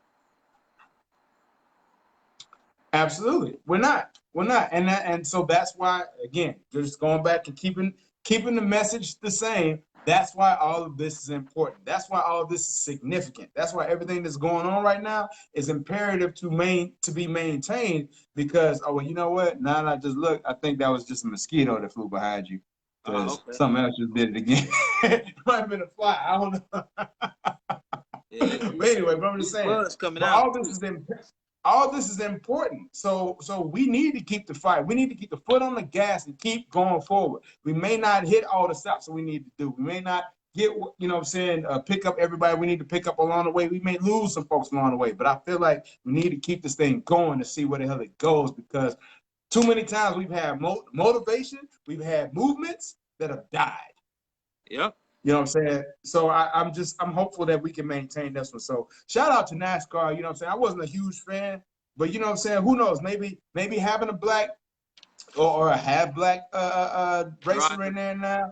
You know what I'm saying? Especially if he wins, because most recently he just got what was it? 8th? No. 11th place in Martinsville just 2 days ago. Okay. So he just got 11th place. He's been racing for about 7 years now. 6, 7 years right now. So he's making a name for himself. I'm just saying. So who's to know? Who's to say somebody like him, if he becomes a winner, won't be like a Tiger Woods? You know what I'm saying? Tiger Woods got tons of black people to watch golf. Tons. Yeah. So who's to say that couldn't happen again if there were to be a new black racing leader or whatever that's taking place in somebody just sent me some long ass man. If that were to take place in NASCAR, you know what I'm saying? Who knows? Maybe they could get that. I don't know. But like I said, shout out to them and much support. NFL though, what you think about were wrong. I don't like. But at the NFL. Sorry, I got dogs over here barking. The NFL, like that's a whole like. It's kind of like the package. The package got delivered on their doorstep, and they just walked past it. You know what I'm saying? Mm-hmm. So it's like it wasn't relevant. It wasn't relevant when it was presented to them. So, and we see them do that with a lot of issues, like with player conduct or whatever. So, I didn't expect anything better from them. But they was the first one to see like, okay, a protest about injustice, and it was deemed as a bad thing. Like like even where the president got involved and made comments, but like I said, they had the package on their doorstep. They could have been the first one to do something about it, and they just dropped the ball. Absolutely. They dropped the ball, so they're gonna have to find like, man, like buy every black player a UFO or something. Like they're gonna have to do something different. You know what I'm saying? Some way out of this world, man. Well, I don't know. I mean, I just feel like they're hypocrites. I mean, it just came out a couple. What was it? Excuse me. At the end of last month, that there was an NFL executive who was in charge of communications. He's retired, and he's basically shut up. And he's basically said that Colin Kaepernick was blackballed. He was absolutely. He was absolutely blackballed by the NFL. Because that nobody wanted to have, like, even with his talent, nobody wanted to have somebody who was as divisive as Colin Kaepernick was on that squad, period. You know, so, I mean, while that's, hugely or should be, I would think a reason to have a collusion case and all that stuff in the first place. It seemed like nobody wanted to really talk about that, or maybe they couldn't because of the case that Colin Kaepernick had. Shout out to Chris. I seen Chris. He commented. He said the NFL will pay attention now. And that's true. They gonna be on it now. Well, they should have been paying attention, but like I said, when something's brought to like a lot of like the oppressors' attention, if they're not a part of it, like it means nothing. It's something bad. Like, you know what I'm saying? Like if they're not a part of it, it's like, man, they demonize it so much. Like, this is bad. This doesn't look good. But it's the actual truth. You know what I'm saying? Like, it was injustice going on. Like, it shouldn't take like I just hope another black person don't have to die for us to see some changes. Oh my God, yeah, I'm tired of it. Absolutely, I'm hugely tired of it. I mean, I'm gonna just keep saying, Colin Kaepernick warned us. Do you think the NFL should give him a job? Man, he should on a team. You should give him a team. Be like, hey. Give him a whole squad, just right here. Do what you want with it. Even if you lose, we'll give you this bread. Here you go. The Kaepernickers or something. No, because they gonna call them the Kaepernickers. Because here's the problem. He is a Kappa, and he black, so they gonna say he's a Kaepernick. You know, don't do that. Don't do that. Oh man, that's crazy. Don't do that. Don't give him that. But yeah, I feel. Go ahead. Go ahead. You go ahead. No, I was just gonna say I feel like the NFL owes Cap more than an apology. I don't know if they should give him a job. I mean, because I just feel like, so then what? So if he does wrong or he goes out and he stinks it up or something like that, or he all of a sudden ain't starting no more. Or as soon as he throws his first interception, everybody and their mom is gonna be like, where do you get a job for? Hero? You're like, I can't, like, that's gonna happen. And I ain't here for it. I'm not here for it. I'm not here for that. I'm not here for your friendly gestures or people sending me weird inboxes and talk about, hey, I apologize. White people that I'm friends with, or I think I'm friends with, then all of a sudden when I think, hey, you've opened the door for dialogue and we're gonna have an actual dialogue, nothing happens. All of them empty gestures, none of that stuff, it's over for that. Yeah. It's over for the NFL. They dropped the ball. They dropped the ball. Listen, definitely dropped the ball. Any and everybody who decides to participate in or move in that sort of realm, in that sort of way, we see you. We see you. Again, maybe that's the theme for the day. It's sound and fury, but you ain't saying shit. And we see that. You know what I'm saying? Period. Anyway, ladies and gentlemen, thank you for tuning in to the Info Rail. We about to get on this last topic for the evening, and I feel like it's something that's important because we kind of touched on it last week, and I've had several friends of mine sending me inboxes because yes, even though I'm blocked on Facebook right now, my inbox still works. So if you want, holler at your boy. Still works.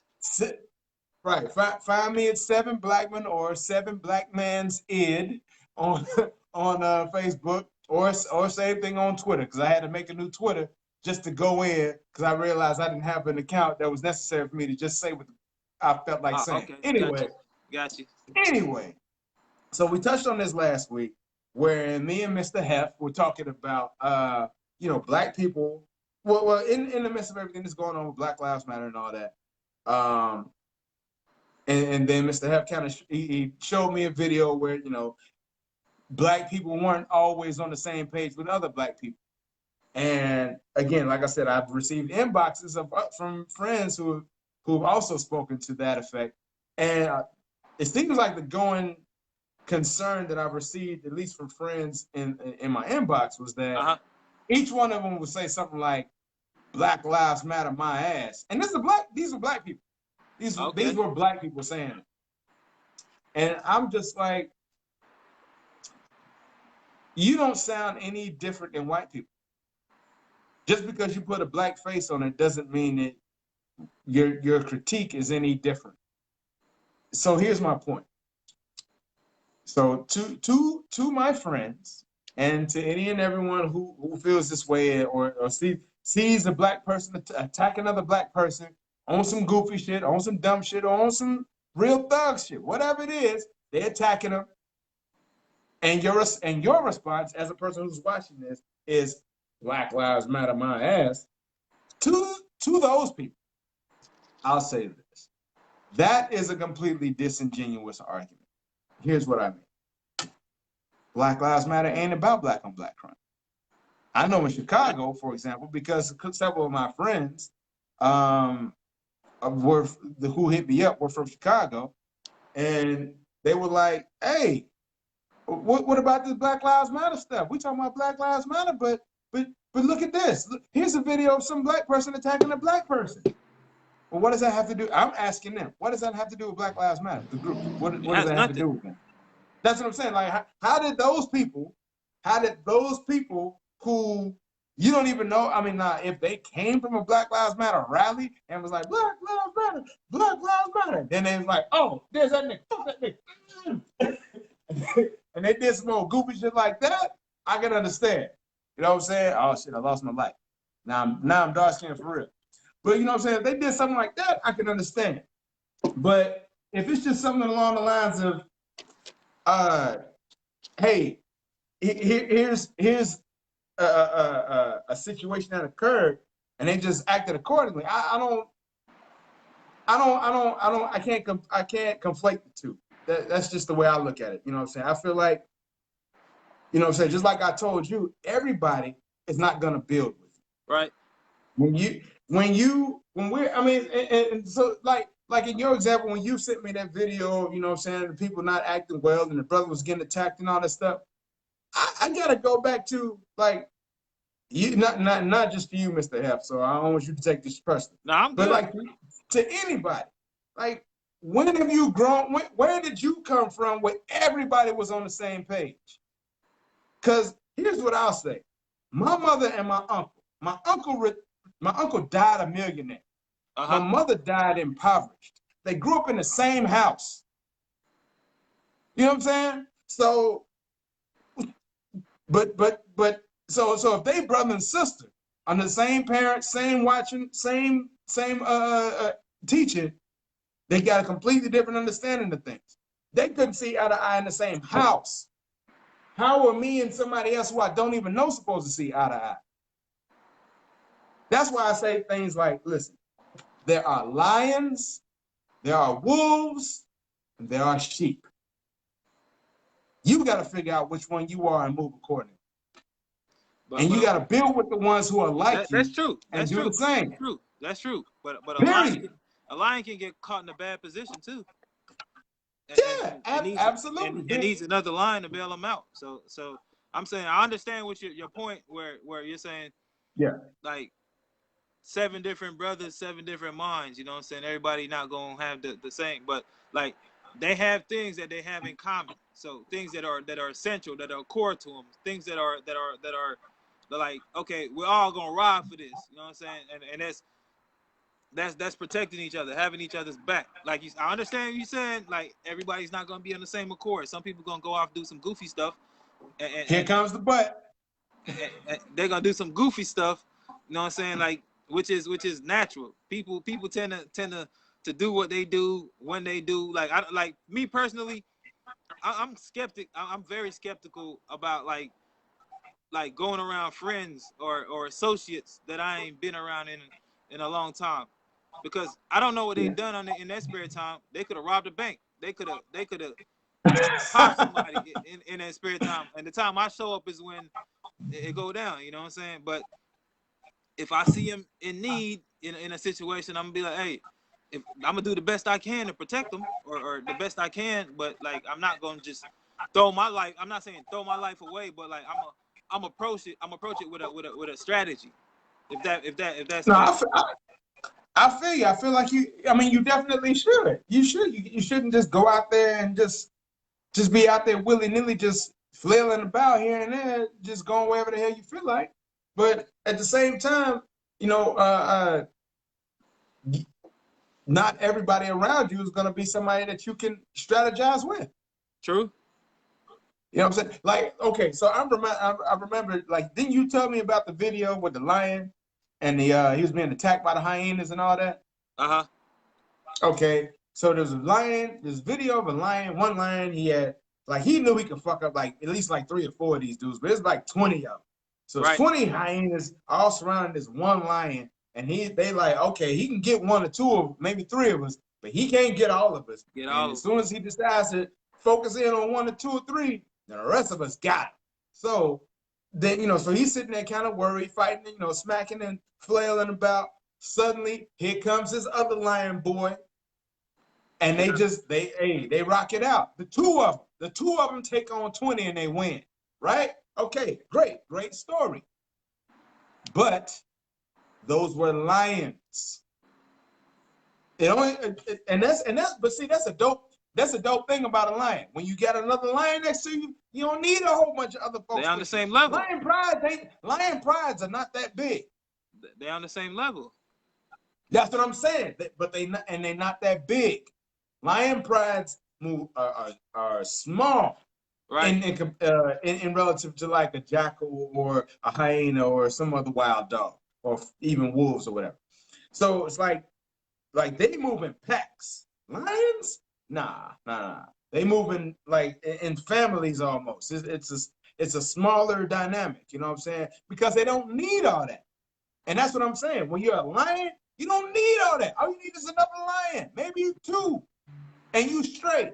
So if you can find that, so if you are a lion and you can find that 100 dude or person or woman or whatever to support you and be as 100 with you as you know you will be with them, man, you got it. Hold on to that person, never let them go, because that's where you need to be. You dig? I totally agree with that. Like I Mm-hmm. see zero, no objection to that. But do you know like some people have lion in them, but they're like they're probably Sheep. masked as another animal. You know what I'm saying? Sheep. And sometimes you just got to get them to take that damn mask off. Like I'm sure it's a lot of things that like you had older people talk to you about when you was younger, and you like, man, that's some bull. I'm not interested. Boo. You should do this and do that. Nah. You should go to school. Like church. You know what I'm saying? You should do this. You should do that. And you like, Like nah, Jesus. that's not what I'm worried about right now. Like, you should go to Yeah. church. You should praise God. Like, you should give your 10% every week or whatever, however much they tell you. I think they should all get a job. But like, they tell you all that. They tell you all that. They tell you all that. But Right. like when you get older, like some people, you know how they Yeah. find God when they get sick or they get older and like all the fun's done like for them. That's when they like find that man. But when you get older, you realize some of the things that you heard, like they have some weight to them. They have some value to them. So like these deposits that these people that made in you. But see, here's the thing though. That's only if you listen. That's only if you listen. Exactly. But everybody So, doesn't listen. Some people hear it, and some people listen. Exactly. But and what do they say about? I can't make a determination who listens and who doesn't listen if I have the information and don't spill it out to them, though. You know what I'm saying? Like, what's knowledge if you're not sharing it? Nothing. Just information that nobody moves on. So my point was like, hey, even if they don't care about it, like at some point that deposit that you made, like, man, they probably be robbing a bank. You like, you know what?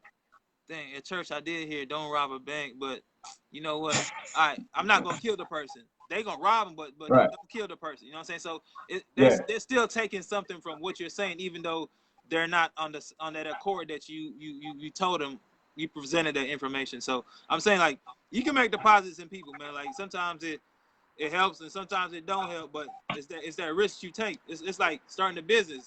It can work and it cannot work. You know what I'm saying? It's just how they apply themselves to it. Well, I think that's when vetting, like I was talking about with a possible white, be it Black Lives Matter shirt maker, like that's when vetting comes in. Like that's when it's necessary to vet whoever the hell you're working with. Right. Like I'm not gonna trust it. I would be stupid. No offense, but I would be stupid to just trust some random black dude and be like, hey, he's black, I'm black. Let's go into business together. Let's go and do this $100,000 business together. Why not? And I don't know what his ethics are. I don't know what he stands for. I don't know what he's about. You see what I'm saying? So if I wouldn't do that with some random person for business, why would I do that for some random person walking down the street starting shit? See what I'm saying? But would you take him to a business? Okay. But would you take him to a free business class though? If it was a free class where they could learn about business, would you take him to that class? I don't know. It depends on if the class is something.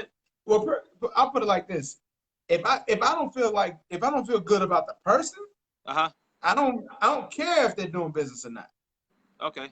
I mean, I don't care if they do business with me because I don't want to do it. If I don't feel good about them as a person, if I don't think they're a good person, why do I want to do business with them? So for me, but this is just for me, but that's where I would start. I would start right there. Got you. Understood. You know what I'm saying? I mean, we share different views on it, but like, like, hey, diamonds. Because I'm not. I mean, I don't know. I'm a little older than you, so you know, I ain't trying to reform folks. That's cool. You done been here already. You done had a chance to figure out what you want to do, what you want to be in life. All right, this is what you say you are. Be there. Do it. Do this thing. Because I'm going to watch you and make sure that you're doing the thing you say you're going to do. Because I'm going to do everything I say I'm going to do. I'm going to do that. Check me. Watch me.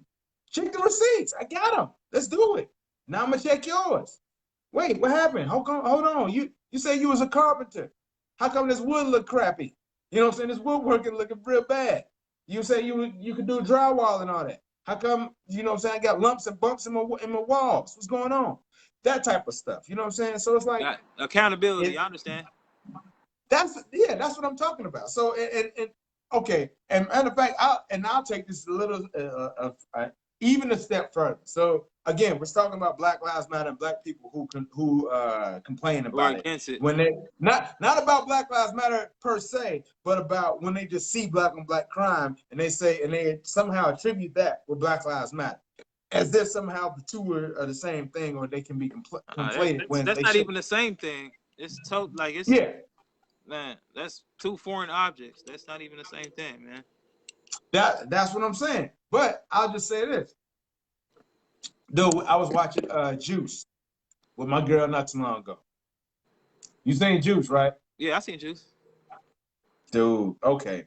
So you remember at the end when Bishop was going crazy and he was like, he was about to be attacked by Riders Man. And he had a gun on him, but Riders Man and them got the drop on him. And the only reason that nothing popped up was because the police came. Right. At the same time, Riders Man had Tupac all surrounded. Q and Steel was walking down the street and they saw him. Those were his boys. Uh-huh. But they knew he was on bullshit. They knew it. They knew he was on bullshit. They knew he had a gun. They knew he was on bullshit. It was like, I don't want no parts of that. I don't want to go to jail. I don't want to die. I don't want to get shot. However it goes, I don't want no parts of it, right? Right. They see him surrounded by Radaman, right? They see him surrounded by him, the Puerto Rican, and all his people, Tretch included. So all of them are sitting there surrounding Tupac. Tupac sees his boys coming, and he's thinking, maybe he's thinking they're going to get him, but then when they turn around and run off, he's like, oh, so that's what it is. Again, Tupac is already on bullshit. Bishop, my bad. That was his character. So Bishop's already on bullshit. So what? Were they supposed to jump in? Nah, I wouldn't. Are you sure? Wait. How do you know? Why? Why wasn't they supposed to jump in? Because they know him. They know he on bullshit. Oh, so how do you know the people in the video that you showed me didn't know that dude wasn't on bullshit? I ain't gonna say they. I don't think they knew him, bro. Cause like, if I know they might have seen him come back. This might have been the second or third time they saw him in the window. It was like, oh, here he come again. Oh, now see, there he go. It's possible, but like you said, we didn't have enough context to make that determination. But like I said, I would have been out there like, hey, just break that shit up. I don't need this shit around me. Like not at this point. As would I. But here's the thing: I don't expect everybody to do like me.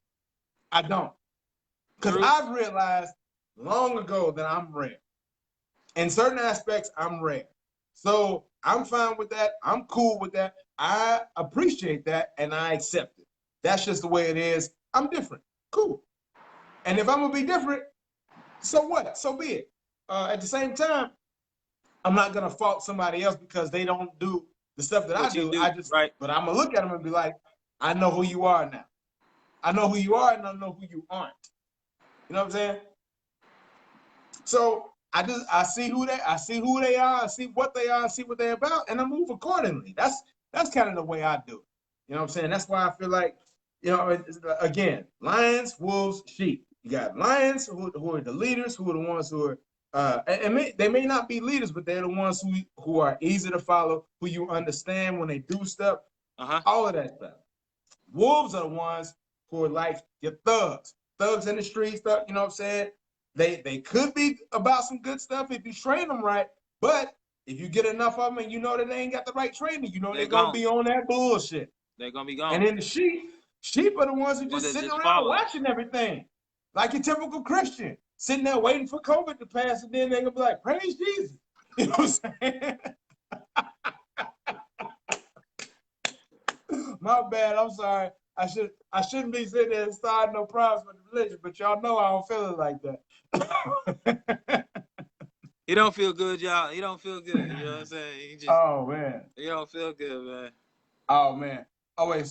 Somebody says Black Lives Matter is a corporation owned by George Soros with an agenda to gaslight the fire. That's actually what I said earlier. So Chris, your boy Chris Shakur, Tupac's little cousin, he basically touched on what I said earlier when I was talking about George Soros and the possibility of the conspiracy and possibility of him funding Black Lives Matter. I don't know. I really don't know. But I do know from the support that they've received. Now, here's another thing. I don't know if they're a 501c3 or nonprofit organization or what it is, but I do know that they're accepting money. So where's that money going? What are they doing with it? Bro, I got that same question written down right here. Like I just was like, man, bro, if it's just another capitalistic effort to just get as much as you can and give back a little, like I'm not with it. But if it's something that needs to be supported for this movement that we're on to be equal or to end injustice, like I'm all for it.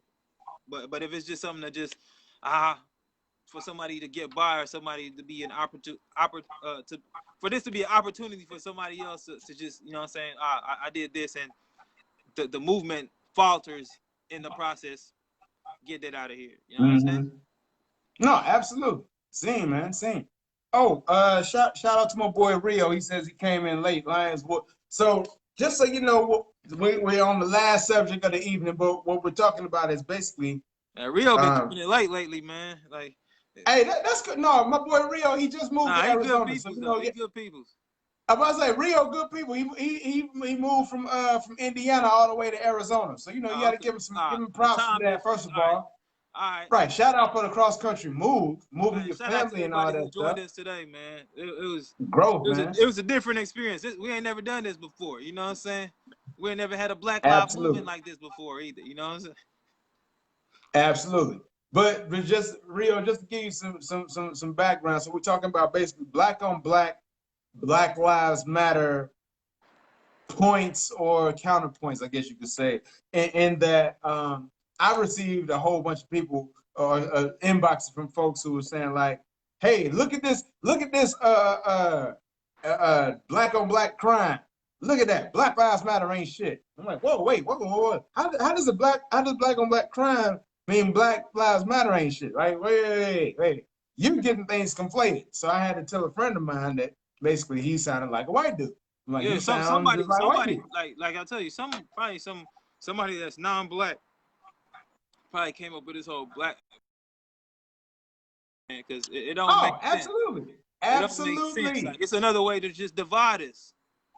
Dude, absolutely. Now here's the thing. So one of my good friends from Chicago hit me up a couple weeks ago, and we had quite a bit of back and forth where he was just talking about the looters and all that, doing riots and all that in Chicago.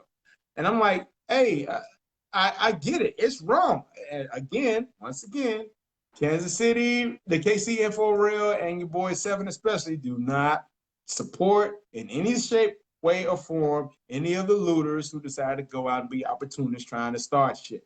Not at all. But Trying to start I get it. You said what?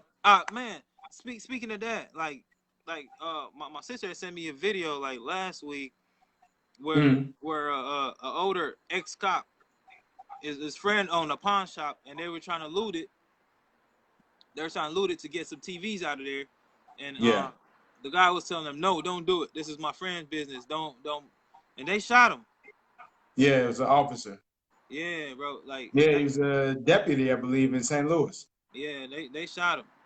And that's messed up. I don't support none of that. Like that's. I don't, and that's the thing. I don't support any of that. But I understand and realize that here's the thing: if President Trump is going to call himself a wartime president, you need to understand that this is in the midst of war, and in the midst of war, casualties happen.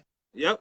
That's just how that shit goes, and I mean it's really unfortunate, but that's just how that shit goes. If you're aiming for an actual goal, you know what I'm saying? Or even if you have a bullshit goal, you got something that you're aiming for, you know what I'm saying? But it's like we have what do I want to say? We got tons of movements that we've made or tons of steps that we made just to kind of get ourselves in place, you know what I'm saying? And it's like now we're to a point where it's like, listen, we got to do more.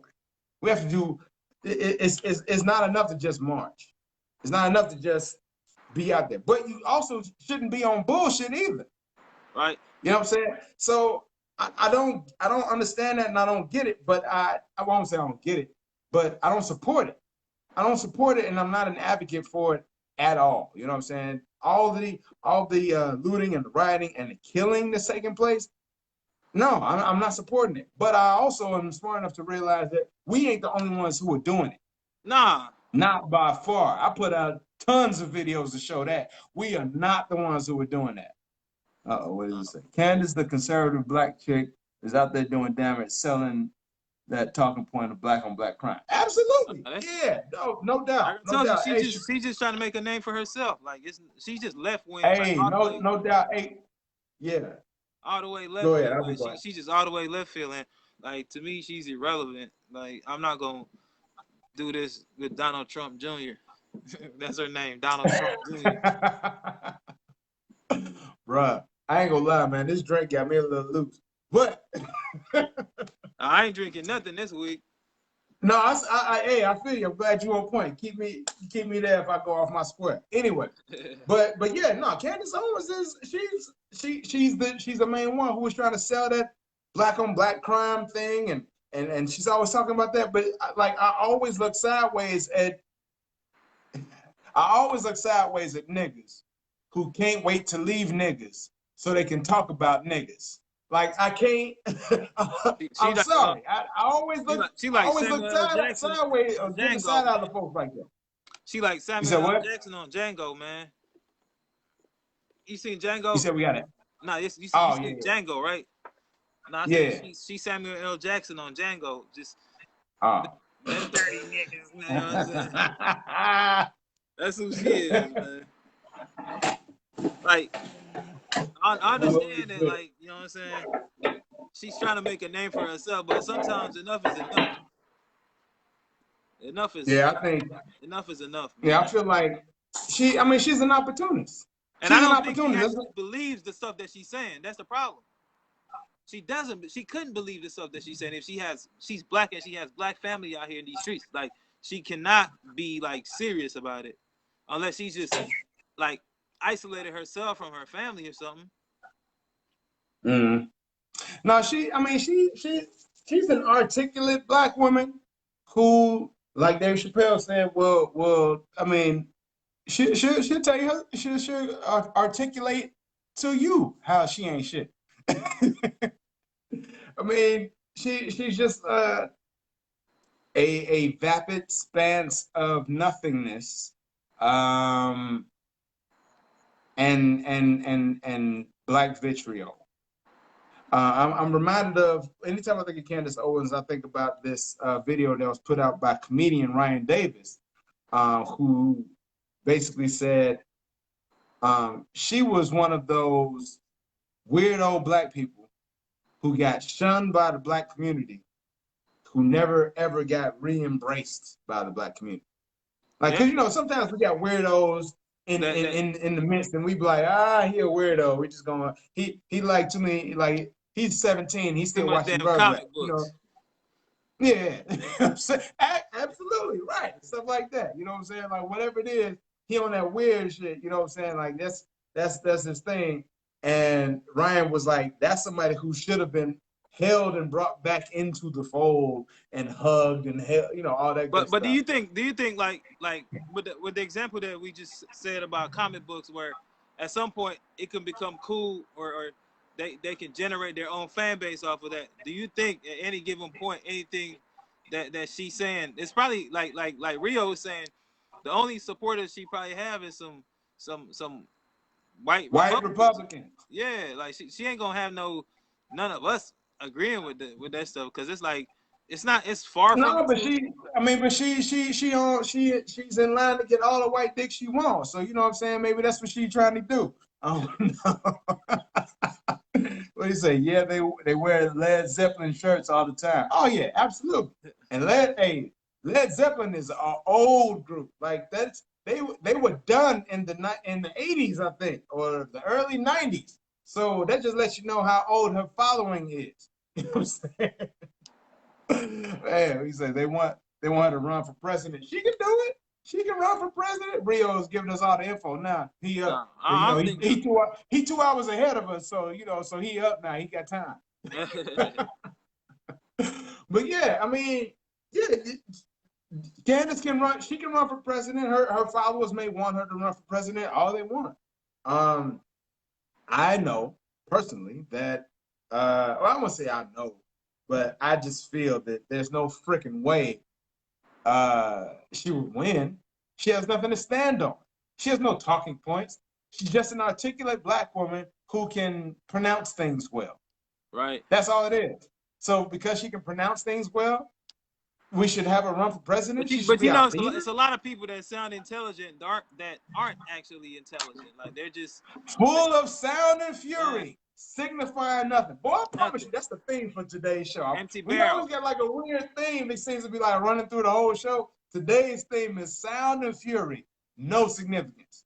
Talking all that noise, you ain't saying shit. Empty barrel. Now, speaking of running for president, I seen they have a couple of Kansas City Chiefs, Mahomes and Matthews. They're like leading a rally for let me see, check my notes so I don't say the wrong thing. Oh, the NFL? Yeah, they're running a voter registration here in Kansas City. Oh yeah, absolutely, dude. I am so behind this. And here's the thing, I'm huge about, well, I won't say I'm huge, but I was about not voting for quite a while. But listen, if we like, there's certain types of representation we want and that we need to maintain, especially when it comes to local. We've got to be registered to vote to take care of that and to make sure that we're taking care of our communities. That's the only way we can do that. Or to get a community, that's the way we have to go about it. Now, obviously, there's other work to do. We can't just vote and be like, all right, I'm done. Because that's the same thing as Christianity, which is basically the sucker religion. I'm sorry, that's just what I'm on today. It is, because it's the only one that allows you to do all kinds of fucked up stuff, and then you can be like, I'm sorry. And then you're forgiven. It's done. You're over with. It's good. It's good. So whatever. I don't know. I don't ride with that, and I don't ride with it for voting either. I'm sorry. But I'm just saying, I feel like we need to make sure that we are putting our best foot forward when it comes to leadership and control of our communities and or areas. I love the fact that Patrick Mahomes is in it. Tyrann Mathieu is in it. LeBron James is doing it for Ohio. Tons of athletes are getting in on this. Black athletes are getting in on this and making sure that they are moving the freaking needle in a direction that we need done. You know what I'm saying? And look at what just. I'm sorry. Go ahead. No, go ahead. No, you go ahead. You said, I was just gonna say, look at what took place in the state of Georgia with the voting just a couple of days ago. Bro, they had so much, like they said that nobody throughout the entire state of Georgia had a complete voting experience. Nobody. There was some kind of issue, some kind of problem, and that was all set up by the Republicans so they could make sure that certain people didn't vote. They already purged 300,000 people from the voting rolls in 2018 when Stacey Abrams was running in for governor. They removed 300,000 people from the voting rolls, and she still only lost by 50,000. You know what I'm saying? So it's like, we see that y'all are doing these moves, putting these things in place, taking away our ability to vote, gerrymandering certain areas like you did in North Carolina, so that way our vote doesn't even mean anything regardless of how many people vote. Like, we see that it's taking place. So we need to make sure that we are ahead of the curve instead of behind it, not reactive, but proactive. And so I'm 100% behind what's going on with the NFL players, the NBA players, and everybody that's in support of it. No doubt.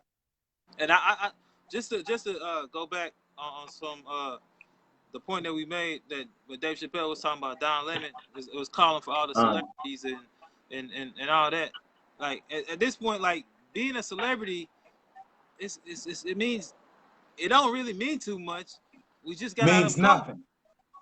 We just got out of COVID. Everybody's trying to stay alive. Everybody's trying to, you know what I'm saying, maintain. Like, so it's like, celebrity who? What does that mean? Like, nobody's going out here having concerts or none of that stuff. You know what I'm saying? Nobody is getting that fanfare welcome anymore. And here's you know what? Just speaking of which, and kind of going on something we already talked about, but this seems kind of this just popped in my mind. So yeah, I definitely feel that way, and I feel like celebrity in its, you know, as its own thing is fleeting, and it doesn't really hold any actual currency.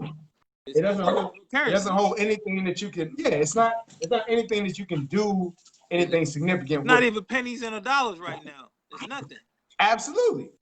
So I feel like, okay, so if you're gonna have celebrities, shout out to Miko from Shouts About Miko, who provided the drinks for the night. We did. So, like, if we're gonna have you know, celebrity and all that, do something with it. Do something with it. At the same time, so like I said, so this is popping in my head. So we've got, you know, all of the, you know, celebrities being called out by Don Lemon, the response by Dave Chappelle. But then we were also talking about the NFL, right? Remember last year around this time we were talking about Jay-Z being the NFL choir director and all that? He ain't said nothing about what's going on? Well, he did make a statement. He did do a pre-made statement, but he has not said nothing about his connection with the NFL, about the NFL and them talking about they're wrong, about his connection supposedly with Colin Kaepernick. None of that. So I'm just wondering. I'm just curious what Jay-Z is right now in regards to all of that. Do you think a comment from him is even necessary at this point, or? I don't think honestly, I don't think a comment is gonna move the needle. I don't think it's gonna do anything because people already know who he is and what he is. They already seen it. I was gonna do that after. And that's what I'm saying. A lot of things they're like overshadowed by capitalism. A lot of things get overshadowed by it. Like so, like they just like give me my money. I'm gonna stay out the way. I'm not gonna say too much. I'm not gonna do too much. I know the message sounds good, the goal sounds good, but hey, this money is way more important. And like I said, inequality is always going to exist because somebody's always worried about chasing the bag. Having the bag means that you get more advantages, you get more perks with it. So than not having the bag and standing up for what really needs to be standing up for. You know what I'm saying? Stood up for it. So the chase is going to always be to the bag, and that's. Like I can understand it, but at the same time, like I'm like, man, to achieve some goals or whatever, it takes sacrifices. You know what I'm saying? It's something. Sometimes you gotta break some eggs to make a cake. Yep. That's just the way it goes, though. And just kind of, going back to everything, just bringing it back to our last topic. So we're talking about lions, wolves, and sheep, and how you can't build with everybody. I think we're starting to realize. I think on a whole, we're starting to see, or at least I hope people are starting to see, how valuable celebrity actually is. Yeah. I mean, because if you're a wolf, you're gonna be a wolf. If you're a sheep, you're gonna be a sheep. Same thing with lions. But if you add celebrity to that, it doesn't do any different. It don't. You're still gonna be who you are. Dude, that's what I'm saying. So here, for prime example. So here's what we were talking about. We did a little mention of Beyonce, Jay-Z, other stars and stuff. We've talked about them. Some Bubba Wallace, even from NASCAR. So we've talked about some people who had a little bit of celebrity, right? John Baptiste. A lot of people don't know who he is. He's the brother who's the band leader of the group Just Stay Human, and they are the band on the Stephen Colbert show. Okay. Stephen Colbert met him when he just happened to be with this group Just Stay Human. He just happened to be doing put out an album way back when Stephen Colbert had a show on cable on Comedy Central. Stephen Colbert was so compelled by this brother when he first met him that he said, "Hey, I've just got people CBS came to me and said they want me to have my own show, my own late night show. Would you like to be my band?" This is somebody he didn't. But before that, honestly, they had no relation whatsoever. But Stephen Colbert realized that this dude was a lion. Here's what I'm talking about. Again, people don't really know a whole lot about him. But what was he doing just this past week? Leading protests in New Orleans. See what I'm saying? You got to know who you got and who you with and how you can and what you can do with them. And if you can't do nothing with them, why are you with them? Why are you fucking with them? Period. My boy says celebrities are valuable. How so? Celebrities are valuable in their reach. In their reach. Their influence. They have wide-reaching abilities that people who are in that clique, who don't have that celebrity, don't have. They have access. They have access to quite a few people and quite a few different, not only venues, but mentalities. They can, with celebrity. Opinions. You said what? They have the power to shape opinions if they want. Yeah, absolutely. You can definitely change somebody's opinion. I mean, here's the thing. So you can have a racist who loves Michael Jackson and somebody who loves Michael Jackson. But they all agree on one thing: Michael Jackson's bad mug. You know what I'm saying? He does his thing. Yeah. So it's like so that becomes common ground. Now, if Michael Jackson decides to speak out and say, "Hey, my friends, if you you like my new album and you're my friend, please make sure you're not a racist and you don't support racist causes," I can guarantee you there will be, if not at least one, a couple hundred people who would be like, you know what? Let me quit this shit. Michael Jackson said I need to stop. That's just because, yeah, they have that ability. I don't know why. Because some people put celebrities on a pedestal, and they'll listen to celebrities before they listen to somebody like your boy Seven or Mr. Randy Hess. Nah, they ain't gonna listen to me, man. You gotta have some kind of relevance in the world for people to listen to you, or I don't know. Not saying that we don't have relevance, but like we're probably not like walking around with security guards and cameras and all that. I mean, yeah, we don't have a security detail. We don't have, you know what I'm saying, a cavalcade of people clamoring for us as soon as we open up the door, trying to get our opinions and stuff. We don't have that. So yeah, obviously our reach isn't what a Beyonce or sorry. But in due time. So French, but yeah, you know what I'm saying? Anybody else or Jordan Peele or something like that would have. He said, money. I wouldn't say that though. I wouldn't say that. Reason I wouldn't say that their relevance is only money is because yeah, they have money, but they're not doing anything with it. Maybe he means what they getting, what's getting them on, or what's getting them movement is the fact that they're talking and saying things that people want to hear them say. I mean, the money is a byproduct of it. But it's not because there's tons of rich people that's out there that we have no fucking clue who they are. So It's not about money. Money doesn't create celebrity. Celebrity creates money. I mean, talk to Will Smith. Will Smith will tell you on his first album after he got a Grammy, he rode the bus home.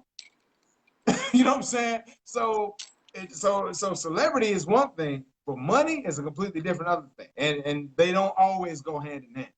Ask your favorite YouTuber or Instagrammer I just look at they get. I just look at celebrities as that microphone that they have a megaphone.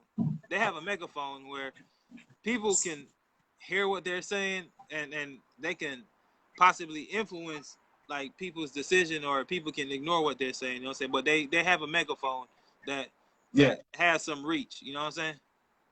Yeah, facts. Yeah. I mean, and that's what I'm saying. I just feel like they have more access. That's the word. They have more access than you and I would have. Yep. Or any layperson would have. You know what I'm saying? So because of that, or due to that fact, yeah, it sometimes it does make sense to link up with a celebrity, or kind of use their celebrity to that end. But I'm not a person who's like one of those people that's like, hey, let's put this comedian up front to be our leader. Let's put this singer up front to be our leader. Nah. Because leader got to have some value, some substance. Leader got to have some kind that's what I'm saying. And no offense to like Dave Chappelle or D.L. Hughley or even Monique, because I know that they all have real opinions and talk about real stuff for Black folks. But I wouldn't suggest none of them to be our leader, because they ain't leading shit. They just talking shit. You know what I'm saying? There's a real difference to that. I mean, it's one of the reasons why I didn't mess with church anymore. They wasn't leading shit. They was just talking shit. You know what I'm saying? You know what I'm saying? It was just talking about things, but they wasn't standing behind nothing that they was talking about. That's, you know what I'm saying? So and for a comedian, it would be nothing for them to say the wrong thing and then be like, oh, I'm a comedian. I was just joking. What are you talking about? I mean, what y'all doing following me for anyway? I mean, it's like the civil rights movement back in the day was dope because we had comedians who were on board, entertainers who were on board, but we also had leaders who followed suit. I mean, I'm sorry, we had, but they all followed the suit. Everybody had a role, and they just played it. Everybody had a role. That's what I'm saying. That's what I'm saying. We had everybody was making or was following the suit of the leaders. We don't really have the only leader I would say that we have right now is Farrakhan, and not everybody follows him because some people are, whatever. Everybody got their own Divided. feelings about that. Divided. You know what I'm saying? Yeah, that's just all it is to that. Anyway, but I just feel like, first of all, I'm quite gone off this vodka I've been drinking. We can see that. Second, no, but real talk though, I feel like we haven't done enough. Excuse me. We haven't done enough to really move the needle on our own. So it's necessary that we have somebody of some level of celebrity. Because here's the thing, like if you got a bunch of black people who are just talking about stuff, sure, that's great. But do any of the people who are not black even respect any of those black people? Yeah. Okay, so now let's find a black person that those people respect. Beyonce, Michael Jackson, Prince. I'm sorry, two of them. They're not the leaders. But I'm just saying, somebody. Let's find somebody that they like, and now let's get them to say the same stuff that we were saying. Now that message has just gone from a couple hundred people to millions. Millions of people. That's what I'm saying.